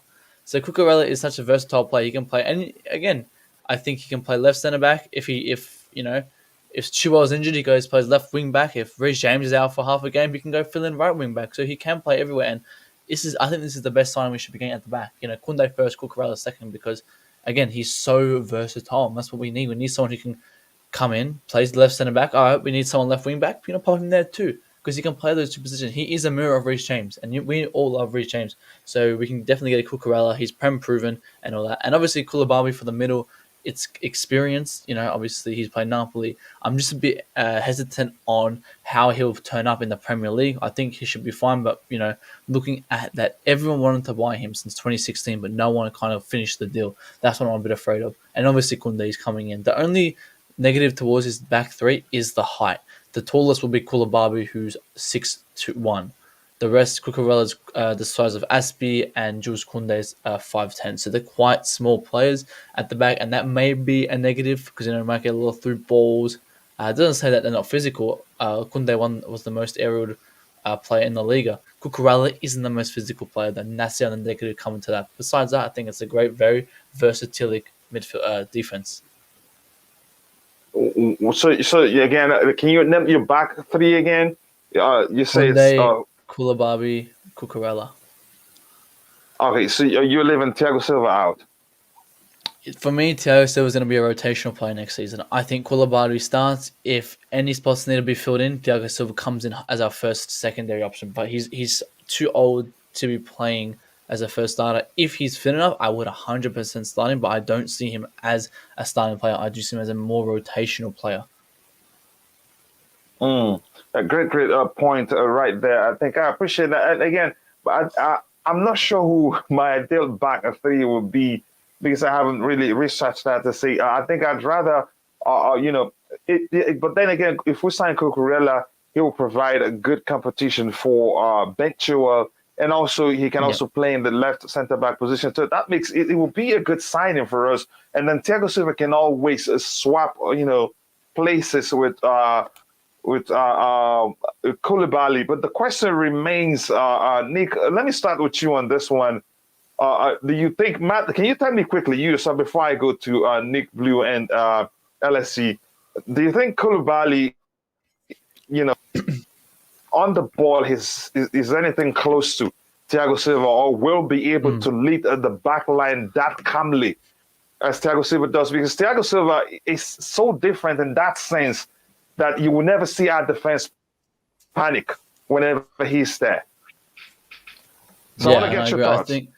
I think comparing Koulibaly to Thiago Silva is difficult because Thiago Silva is obviously a different breed. However, coming at this time where Thiago Silva is kind of exiting his form, Koulibaly will be the only person who's on the market to come in and fill in those prospects. So you can fill in the leadership role, you can fill in, obviously you said, leading the back line. You said about the touch. I watched Koulibaly since 2020. I haven't watched him this season, how he's been. That's something I need to definitely do. But what I've heard and what I've heard from others who do watch him, they said he's still, as he is back since he's been 2019, he's been very, very consistent, which I like in my players. As I said, the only concern is for me is him coming into the Premier League. Teams have been on his ass since 2016 trying to sign him, but they never went through the final deal. So I wonder how he would be, but I'm optimistic. And I think, as I said, he's the only one who can fill in that role. But I got to head out, Coachella, as well. Take care, everyone. Thanks for having me. No problem, brother. Thank you very much. I appreciate you finding time to join us. That means a lot to me. Nick, I'll come to you later. Let me come to you. I ask you this question. We're talking about Matt suggested Koulibaly, and we've also talked about that before. I think Nick also talked about that. Is Koulibaly equipped enough to lead that back line? As well as Thiago Silva has done, is, cool-headed, reads the game very well. It's not about the pace for him. He's got some great passes in him. Again, his calmness on the ball, I think you can argue it's infectious, if you want to phrase it that way. And you don't see our defense panic whenever Thiago Silva is there, even when we concede goals. Yeah, I understand totally. I think Koulibaly is comparable with those attributes as well. I think he has those attributes. Silva is more like a manager on the pitch. He can say what is happening. He know how to position the other defenders. And he know how to cover for them. And Koulibaly is exactly the same. So that's why I'm not worried about his pace. In the Premier League, in terms of meeting up with the leadership role, if you feel that properly. Also, in terms of directing the pace, of the game, I think he does that, exceptionally well with Napoli. So he's been one of the best defenders in Serie A for some seasons now. So in that regard, he's very, very consistent, which is something that we will need. So I don't think because there's one thing, in football, it's all about the zeal and the willingness to keep on pushing. If you have players that have the attitude of giving up anytime a team scores or something, it's really, really sad because it's always difficult to pull up from there, But when you see the team head, you see their heads head high even when they are losing. That's what I see with a player like Koulibaly. trying to ginger up that back line, and the space would not be a problem because he's very intelligent. He can see the dangers and make that necessary interceptions. So it is what it is. But I don't know his record with with injuries, red cards, and stuff like that. So we have to consider those things as well because we don't need people that give problems. Yeah, go ahead, brother. Because that's one of the redeeming features for Rudiger, not having a lot of bookings and, even though, he's a perfect cheat house drill player. So we'll see if we can, expect the same qualities from Koulibaly. So if he comes in, I think he's the ideal experienced player that can come in at this point in time. Because he's old enough and wise enough to lead the team. Yeah. Again, a great comment right there, and I like the way you calmly presented. Very good, easy to understand. Nick, let me come to you before I go to Phantom. Do you believe? Because I have to be with you on LSD. You explained it very well, but I don't think again Koulibaly will lead the back line, but I think we'll miss the Thiago Silva's calmness on the ball. If you remember, was it even again in the FA Cup final against Liverpool? They were coming at him, thinking maybe if they pressured him, he was going to make a mistake. He didn't make any mistake. He just dribbles calmly. The player that's pressuring him, Mane, he did it to Mane. I think he did it to Salah too. He did it to quite a few of them, even Diaz. He never panics, and I'm not saying Koulibaly panics, but I think there's you could say quite some difference between how he plays in terms of their respective style of plays. I think he's quite different from Thiago Silva. He's more aggressive than Thiago Silva is. I'm seeing that he doesn't have that calm head that Thiago Silva has. The player closest to Thiago Silva for me, unfortunately, he's become not even a snake, and he's become an anaconda. Is Andreas Christensen. But that's by the way. Nick, tell me, do you think Koulibaly will be able to lead the back line as calmly and as intelligently as Thiago Silva has done for us? I hope so. I mentioned Koulibaly. So you hope, which means you're not sure. Well, we're not sure till it happens. But, like I always wanted Koulibaly, that, to replace Rudiger. There's no one else who could replace him. And even him is, he ain't going to be the same as Rudiger. But don't forget what people were saying about Thiago Silva before he came to Chelsea. Do you remember what people were saying? This is a Premiership. He ain't going to be up for it. He ain't going to do this. He ain't going to do that. He proved everyone wrong.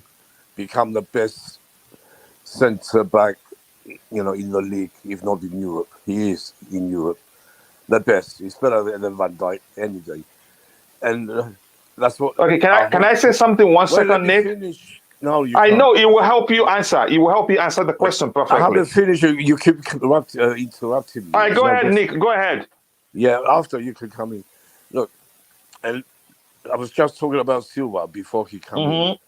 People were, saying he ain't going to be up for the Premiership. He's too physical. He's Silva is old. But look, he proved everyone wrong. He didn't have to prove me wrong because I knew what Thiago Silva was. A brilliant player. He's become the best in the league, if not in Europe. And then Koulibaly, same sort of things. So, we've been people were talking about. Can he do this? Can he do that? Is he going to be up for the Premiership? And I have full faith he can be. He can play when Silva needs a rest. Only when he needs a rest, he can play that position. But otherwise, they can play together. We're going to need them together. But, Silva, of course, he ain't going to play as many games. But the guy, Silva, is so fit. He's unbelievable. 38. And he's so fit. He keeps himself ready. And what a great leader we have. And I hope, he will be the captain next year, by the way. I'm sure of that.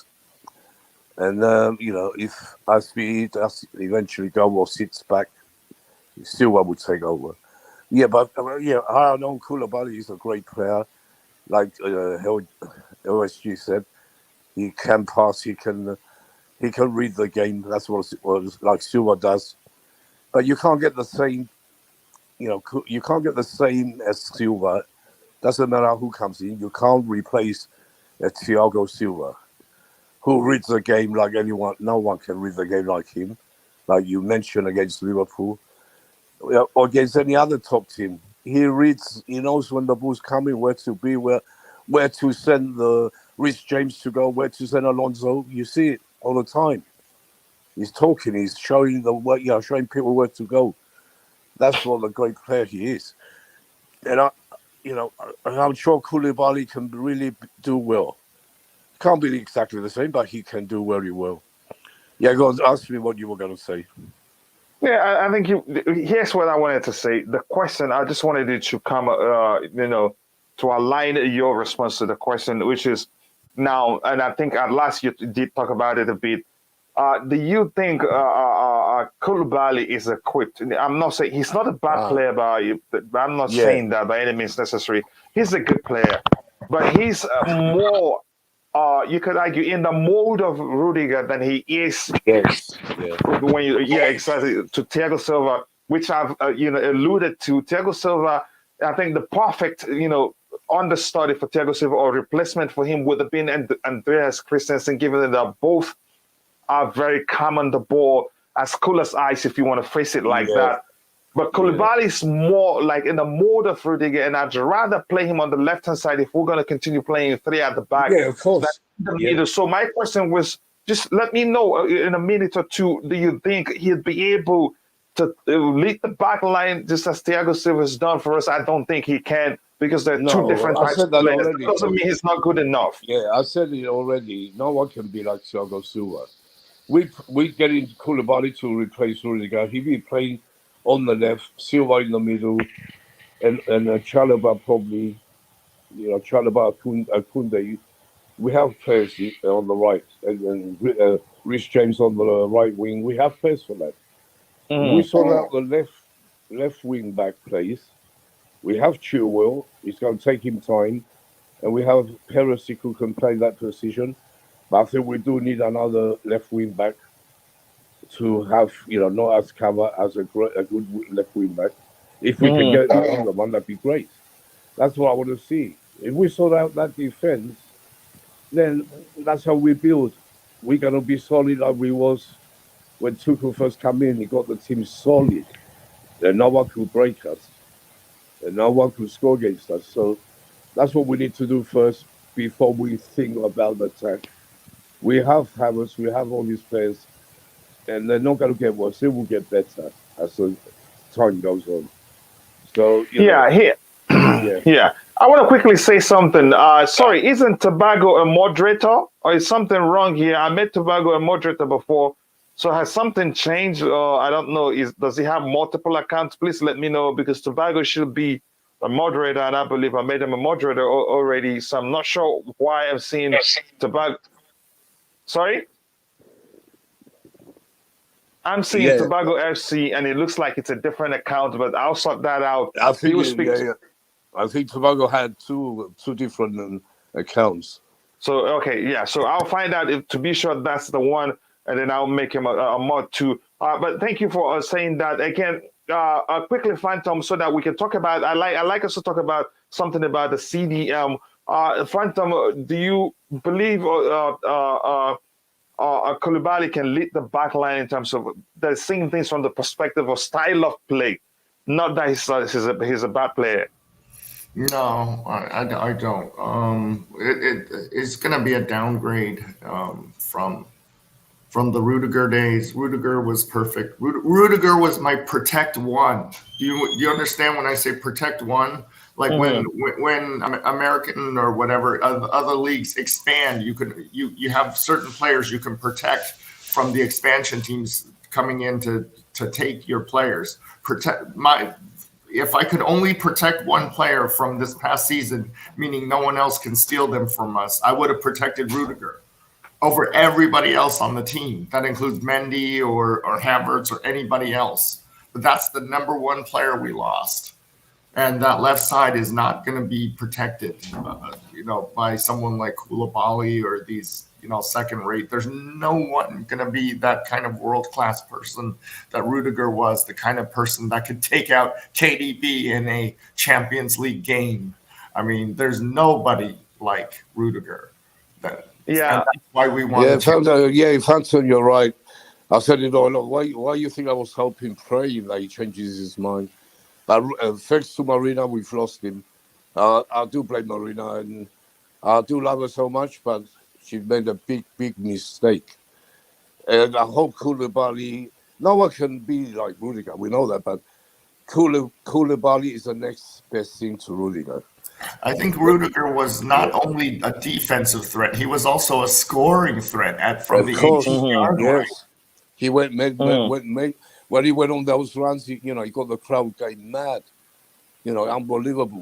When we did shoot, and when he kept missing, he kept getting close. He hit the bar, he hit the post, but one day he hit that thunderbolt, that bullet, and it went in. If you remember, but I nearly broke the TV set here. Yeah, I went mad. I broke the lamp. I broke the light on the ceiling because I jumped so high. Because he was my favorite player at Chelsea from the beginning, and what can we do? Yeah. Again, just quickly, I want to bring a Fairboy in. Fairboy, your thoughts on the possibility of getting some people thinking we're getting Kalidou Koulibaly as the replacement, or maybe I wouldn't say, I hate saying the word backup, maybe for rotation with Thiago Silva. They think he'd be capable of leading the back line as exactly as Thiago Silva does, or even close to it, because he's a different, profile of player. If he comes in there, I think that will affect the way we play entirely, if you ask me. Fairboy, your thoughts so that we can talk about the DM position, a point raised by my friend and brother Mikhail, and we can end the day with that one. Go ahead. So some people are saying that Koulibaly is going to be a backup for Silva. That is it, right? Well, they share some similarities. I think both of them are ball playing, right? Both of them know how to carry the ball from defense into midfield. They are good at that. When it comes to passing, I think Thiago Silva is a bit ahead of Koulibaly in terms of playmaking from the back, right? But I think they have their subtle differences too. I think Koulibaly is much more aggressive compared to Thiago Silva. He's much more aggressive. I think they can play together.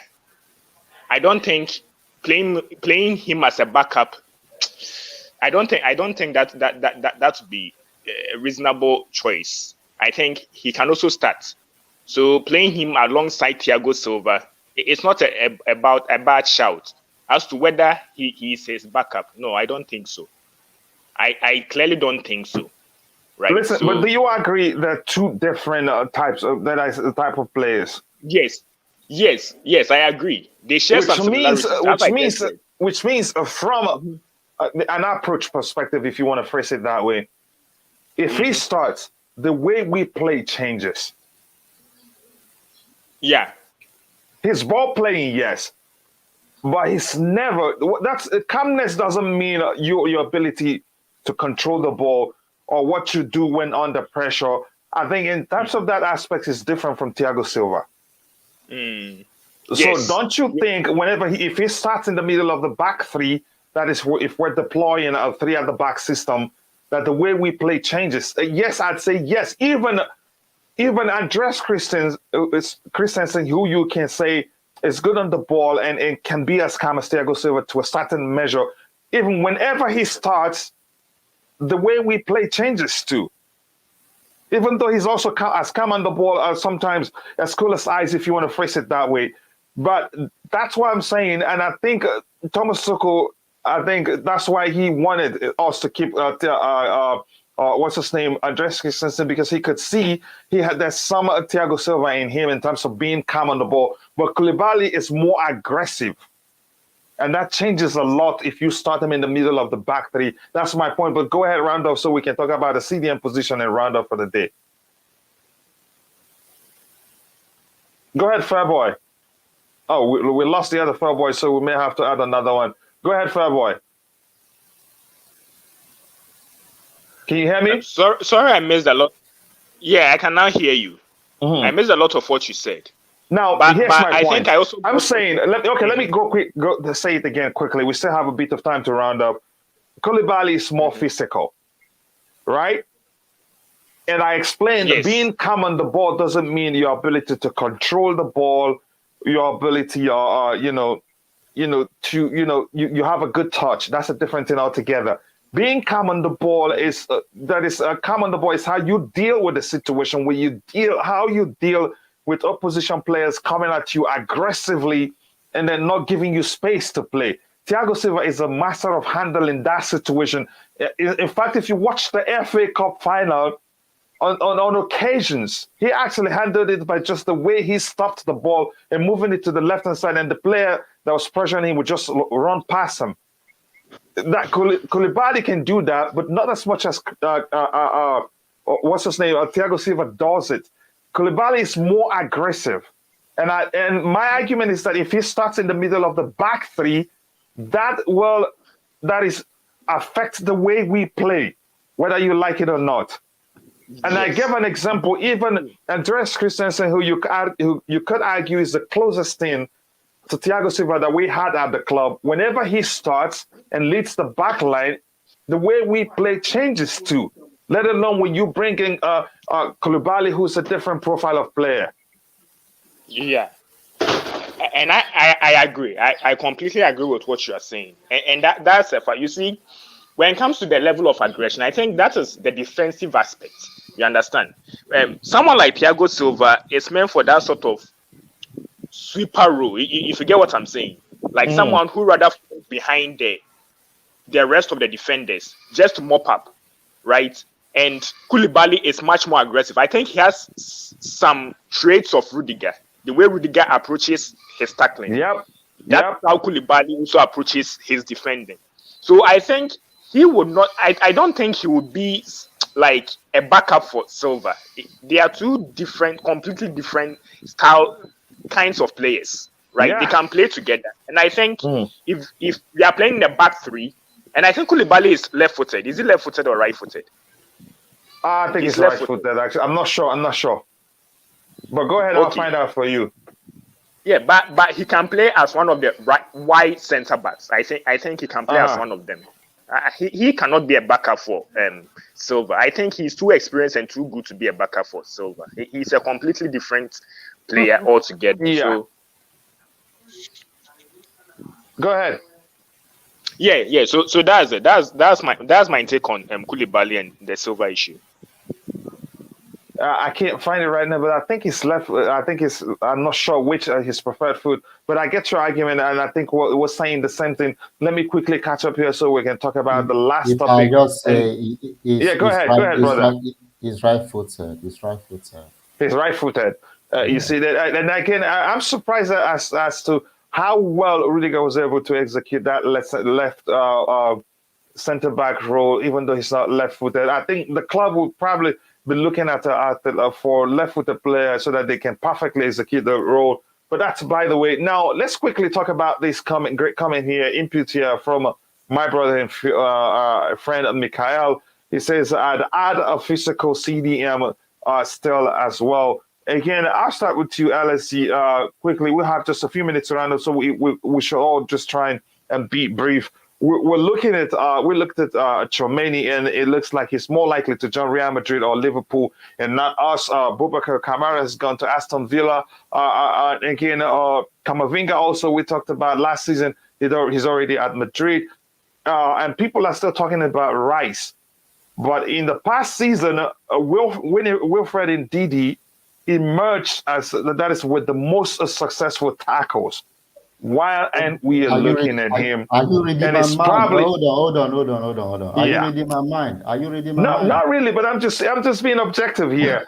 but the truth is, and again, you've seen him on the pitch. He's a destroyer. And he's Absolutely. so disciplined too. Even though he can play for Yeah. the forward, Yeah. he doesn't mind staying back. Just cleaning the dirt for the rest of his teammates. He's that good. Why aren't we Absolutely. looking at him? This is what I'm talking about. This is what I'm talking about in terms of the scouting department, you know. They don't say this. It's Premier League proven, you know. LSU, wait a minute. I Like, think we can are. you let him finish, Nick? No, Let no, him no, no. finish. I know We you'd are have a looking problem at with him, this too. Coach. If somebody Why? cuts him Why when do you're you think talking, we're not it looking doesn't at make him? you happy. No, why do you think we're not looking at him? Answer me that question. Yeah, because I haven't seen any Yeah, rumors we haven't about seen him. anything about Because it. Yeah, Chelsea, good question, Nick. Good yeah, question. it's a good question because Chelsea, the players that really want, they're not going to let it go out to these idiot journalists. That's why. Yeah. Well, if the information about transfer is coming from the same journalists that we listen to, the Matt Laws, the Fabrizio, and all of that, at That's least they why. should have That's what I keep mentioned. saying. Don't listen to these They should have. frauds. They want frauds, all of them. Yeah, the fact that they've gotten some of this right in the past, you know, I don't listen to them when they talk about their opinions. I listen to them when sometimes when it's a transfer, and during transfer, anything can happen. You know, for example, we saw what happened with Mbappe. Real Madrid were confident they were going to get a player, but somewhere along the line, even though he's trying to attribute it to of being a nationalist, trying, doing it for the pride of France, but we all understand that any human being will accept that contract, So things change, all right? So I think someone like Ndidi that is already proven himself in the league, is someone we should look at, Brozovic is another one, I would like to see. Paradise, another one I would like to see. I like us to go for people that are ready to fight, not players that are just out there playing their ball, play back pass, left pass, everything become like a Sidika, is crazy. All right. So I wouldn't mind having Ndidi right there, because he knows that the trajectory of Chelsea is way higher than that of Leicester. As a matter of fact, Leicester is even gone down, and And that's because he's not fit right now. That's to show you yeah, how important he is. yeah, yeah, and they don't have the reputation, the global brand to attract. Although they always buy smartly anyway, they always go for players that we don't know about, and then they turn them into players that other clubs want to buy.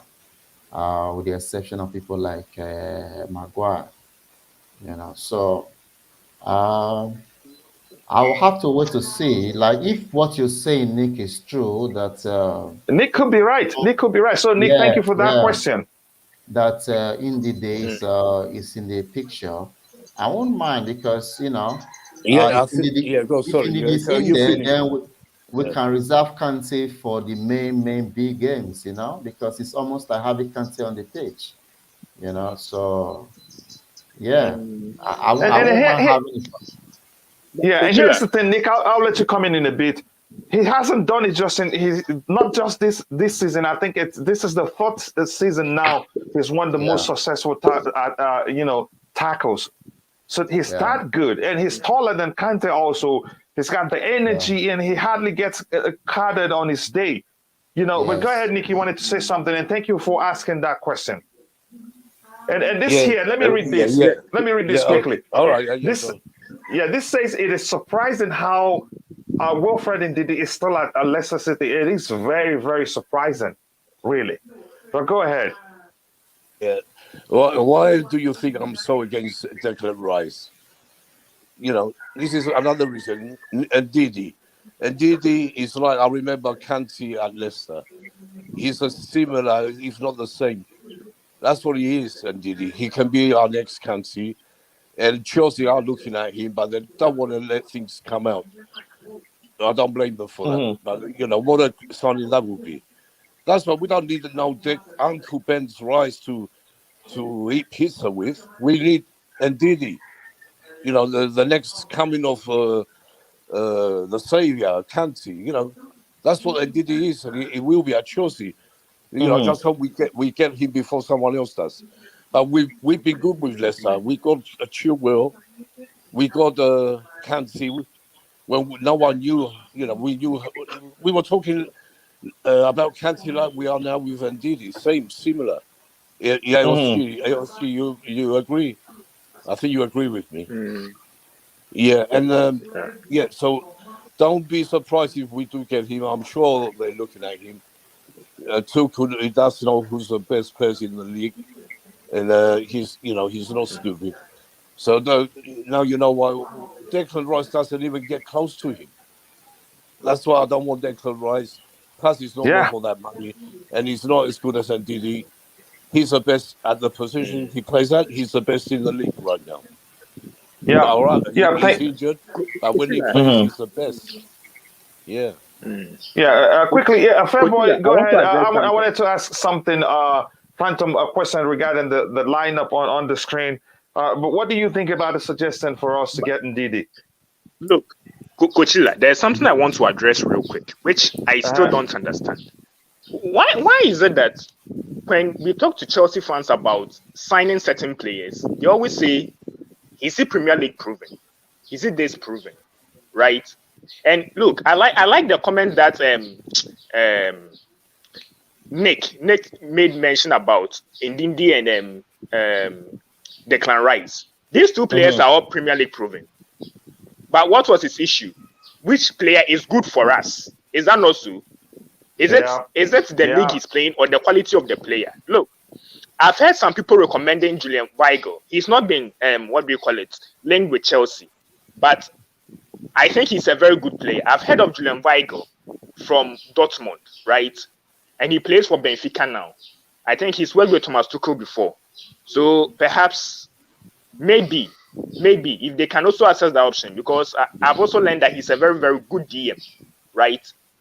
But if Ndidi is better than Julian Weigl and Chelsea is linked to him, I have no problem. You see, the problem with our fan base and most of the fans across the globe is if the player is Premier League proven. We all know that Luis Diaz never played the Premier League. But as soon as he played for Liverpool, as soon as he entered into the Liverpool team and played for them, see how good he's performing for them. Look at Bruno Fernandes. He came to United, I think, mid-season of last season or so, last 2 seasons. I just don't remember. And he just started clicking. So I think that Premier League proving something, it's a myth. If the player is good and he fits your system, he would work. That's the thing. If Declan Rice is Premier League proven, but he does not fit our system, when you bring him into our team, he wouldn't work. You get the point. If you bring in Ndidi, and Ndidi is not good for our system, and he's also not a good player, he wouldn't work. Or Premier League proven, then we can go for Chris Wood. After all, he's Premier League proven. You understand? But he's not our standard. You get the point. So if the player is good, we should take him as take the player as how he is, his abilities, how he fits our system. Because that is what will improve our squad, not the fact that he's Premier League proven and he's this and he's that. You understand? So for me, if Ndidi is a very good player, if Ndidi will fit our system, I have no problem. If it's Julian Weigl, I have no problem. If Declan Rice, I have no problem. But to always mention that unless the player is Premier League proven, before you buy the player, it's absurd and it's a myth. It's not founded in any way. You understand? So that's my point that I wanted to cover. Yeah, again, that's a brilliant way to cap it off today. We're about to round up. Everybody will give their final thoughts. Phantom, do you want to talk about this on the screen? Mikhail suggesting, the players he thinks for the back five. No, I want to address the Ndidi thing. I wanted him last year. Because he was like one of my wish list people. So yes, I am fully on board with getting Ndidi. But to address the other gentleman, the reason why we want Premier League proven people is so we don't get a Niguez on the offensive side, we don't get a Werner, or we don't get a Havertz. or somebody who comes over from one of the other lesser leagues and then they prove that they are not Premier League worthy, like Bundesliga, they come over, Niguez comes over. We thought he was going to be smoking hot. Nope.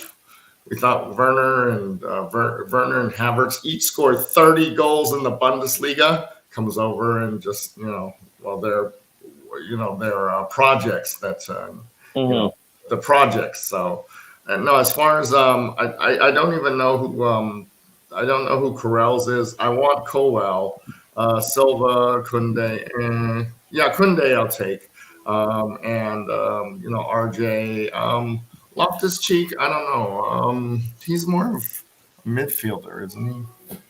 Who loves to say it more for number 8, but you know how Tuchel deploys him. Go ahead. Well, yeah, I mean, Tuchel. Oh, and I'm not sure if this is on topic or off topic, but when people say, "Oh, Tuchel plays people out of position," well, there is one position that Werner plays in that 5 other players want that position. So everybody else has to play out of position, and Werner gets that position, or sometimes Werner is played out of that position, and Pulisic plays it. But to say that Tuchel is wanting to play people out of position, well, it's because there are 5 players going after one position, and that's why he has to play people out of position. Yeah, that's a good way. Now I appreciate Coachila. Yes, quickly. Coachila. Please, let me make this quick response. Right? Yes, please. Please. When you talk about Premier League proving, you are talking about Timo Werner from the Bundesliga and other things. All right. The fact that a player does not do well in your club doesn't mean that if he goes to another Premier League club, he's not going to do well. Let me give you an example. Who remembers Salah? Salah's time at Chelsea. He was considered a Premier League flop when he came to Chelsea. Fair boy. Never forget what a crap player he was. He was rubbish. He was considered a Premier League flop. Yeah, he was a flop. Right? He was. That's why we got rid of him. Like, no one knew. Good. And he went to Roma. Yeah. He went to Roma and came back to the Premier League, this time at Liverpool. And see how he's performing. You understand? So we should be careful when it comes to how we speak about players who play for our club and they are not doing well. It is possible that you're 100%. I agree with you. So while I'm with you, Fairboy, can you quickly give us your final thoughts on everything we talked about today? And you made your point, and I think we should make one of the shows talking about Premier League proven or not. But go ahead, your final thoughts on everything. I have just about 5 minutes to round off the show because I have other things to go take care of. And Nick, I know you know what that is. LSD, I know you know what that is. Phantom, I know you know what that is already. So go ahead, your final thoughts, Fairboy. Okay, so fine. Okay, so from what we've just discussed, when talking about the Chelsea transfers, look, I think that in our rebuild, even though a lot of us feel like if you buy experience, it's not necessarily a rebuild. But I think for a fact, if we have experience in our team, it makes the rebuilding process a bit quicker. So I hope that the players that Chelsea will sign will be the smartest options. It won't be just expensive. It would be smart, and that will help at least the likes of our up and coming talents like Gallagher, Gilmore, and Broya and Co. to improve their game. They will teach them. So I hope that our transfer window this summer will be successful. That's what I'm hoping. So these are my final thoughts on whatever we've discussed. Yeah, hopefully even after the delays, I hope we see success because it's important on how well we do that that defines what we'll be able to achieve next season. Let me come to you, LSC, and I'll go to Phantom and then Nick, your final thoughts on everything we talked about today, LSC.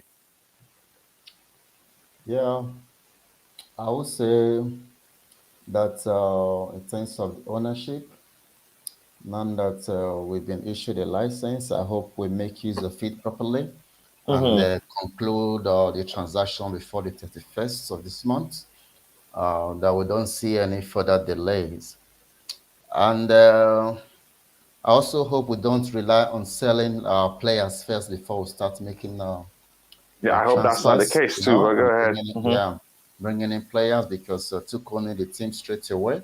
I'm happy he's taking time off not to go on holiday so he can be front and center on what is going to happen because he understands the amount of work that is necessary for the rebuild or refurbishment to occur. I also hope that we are able to get the number one on every list that we have for every position, so that Tuchel don't is not left frustrated because I understood from last season he doesn't want that reputation of him falling out of the board, be an occurrence at Chelsea. So he just let the sleepy dog lie and accepted every transfer that was offered him. So I hope now that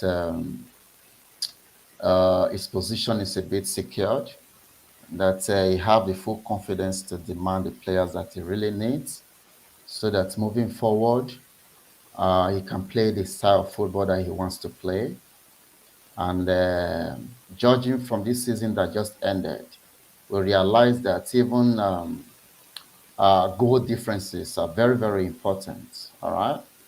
So goal differences, a point, very, very important. So next season, we don't just have to be a club that is just trying to take in and chip in goals here and there. We have to be consistent if we have to do anything. If we have to do anything meaningful, we have to, start washing out not just the points on the board. We have to start getting worried about the amount of points, the amount of goals that we score. Because that might be down to any season because it's going to be getting very, very tight. All right. In terms of transfers, I hope that ZH don't go to Man United. Even if he's going to leave, I hope we sell him to maybe a Serie A club or a Bundesliga club. So yeah, in terms of the budget presented, I don't think it's enough. But whatever it is, I don't believe the story as it is at the moment. I'll have to wait for the takeover to happen before we understand what the exact budget is. So, but if we are to assume that that is the correct budget, then I'm losing some kind of confidence in the new administration. So we have to wait before we pass any judgment on him. We have to wait to see how he performs. But as far as I'm concerned, I'm not ready to let Roman go. I still have all my feelings and admiration for him and everything he's done for this club. And I hope one day, so far he's not have the time to say proper goodbye to the club. I hope that one day that will be the case because he deserves a proper Yeah. Yeah, thank you very much again. I sincerely do appreciate the input and you finding time to join us here. And Tribly says everybody, assuming everybody is coming back, and that Tuchel wants them all. Again, that's a serious delusion. But that's, by the way, Cryptic AZA says we need a true number 10. That is the truth. But the whole process will be progressive. We're not going to spend money like that. It's not going to be a drastic change. Maybe we may well get a true number 10 and bring in just a number 10, and that solves a whole lot of problems, fix the defensive issues we have, and we're good to go. You never know. So the Mikel is still 50% cheaper than Rice. Again, that's a very good argument, even at 50 plus, and Didier still will be a good buy for us. So now coming to you, Phantom, your final thoughts on everything we've talked about today. But before Phantom speaks, we're closing in on 2,000 subscribers. Right now, I'll give you the number. Right now, we are at 1,770 subscribers. Again, thank you again to all the subscribers. You guys are absolute legends. And again, thank you for how many? Again, 148 likes. That's not easy. And if you haven't, please take a second to like the video and also subscribe to the channel if you haven't, to help us reach 2,000 subscribers. So, Phantom, your final thoughts on everything we've talked about today. Okay. Earlier in the show, when I was driving, we were talking about Todd Boehly. Todd Boehly making the Dodgers successful in 4 short years. He didn't do it by going around the league and buying every big player. He did it by looking for good players that were undervalued and that were cheap. So I think that I my hope. goodness, that scares the heck out of me. Go ahead.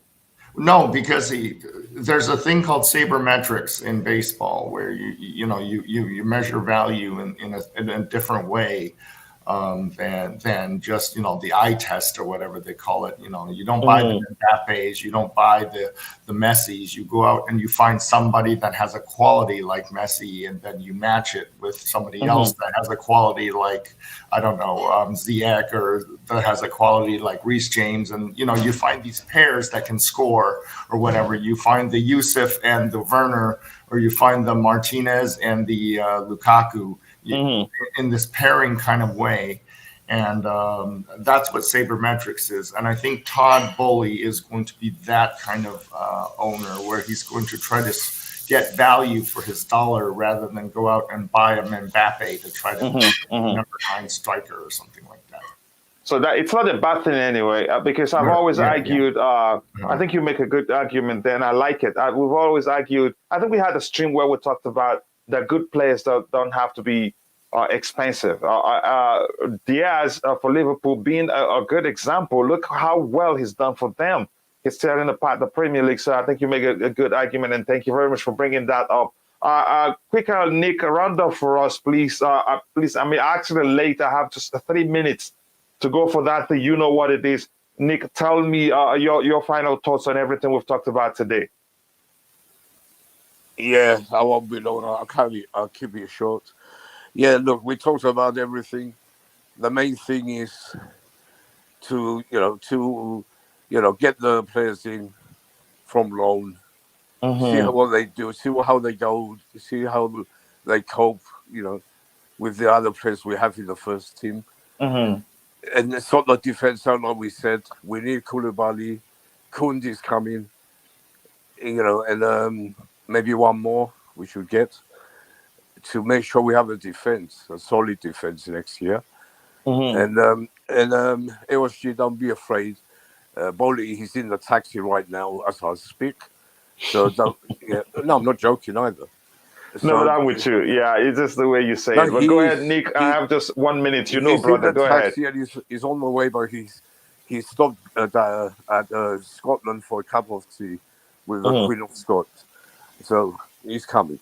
Anyway, yeah, I know you have to go. That's why I'm trying to rush. Yeah, so we talked about everything, and I hope we do get an DDP, a special player for Chelsea. True Blue, I know it's going to cost a lot, but he's worth it. He's worth 50 million. That'd be the replacement for Kante in the future for sure. He's a similar sort of player. And so I'll let you go, Coach. I know you will have to go. Yeah, I have to in a bit. But again, Nick, we'll talk later in a bit. We have a meeting, but we haven't met. But nothing bad. And again, some love to my brother Sadiq from Worldwide Chess. I love you so much, brother. Nice to see you here, and thank you for stopping by. And thank you for all the support I've gotten from you. I will never forget that, and that's why I love you so much, brother. And again, from being friends over time, we've become brothers, and I hope to meet you in person someday. Nice to see you again here, brother. He says we need a number 9 like Drogba and Jimmy Floyd. I miss those guys. We all miss them too. Nice stream again. Thank you very much, everybody. It's been a brilliant show. Thank you for everybody on the panel.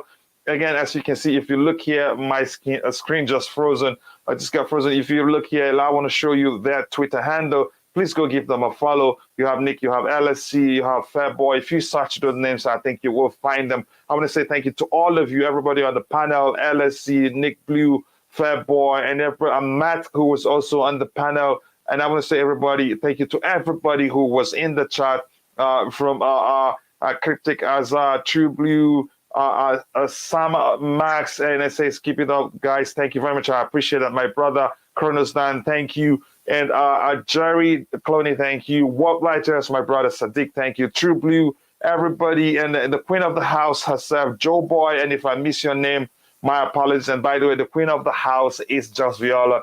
I appreciate you all, and I'll see you guys all tomorrow for another Blue Morning Show. And hopefully, we may well do another show today to complete the review of the season. See you guys tomorrow for another Blue Morning Show. Love you all and God bless us all. Bye.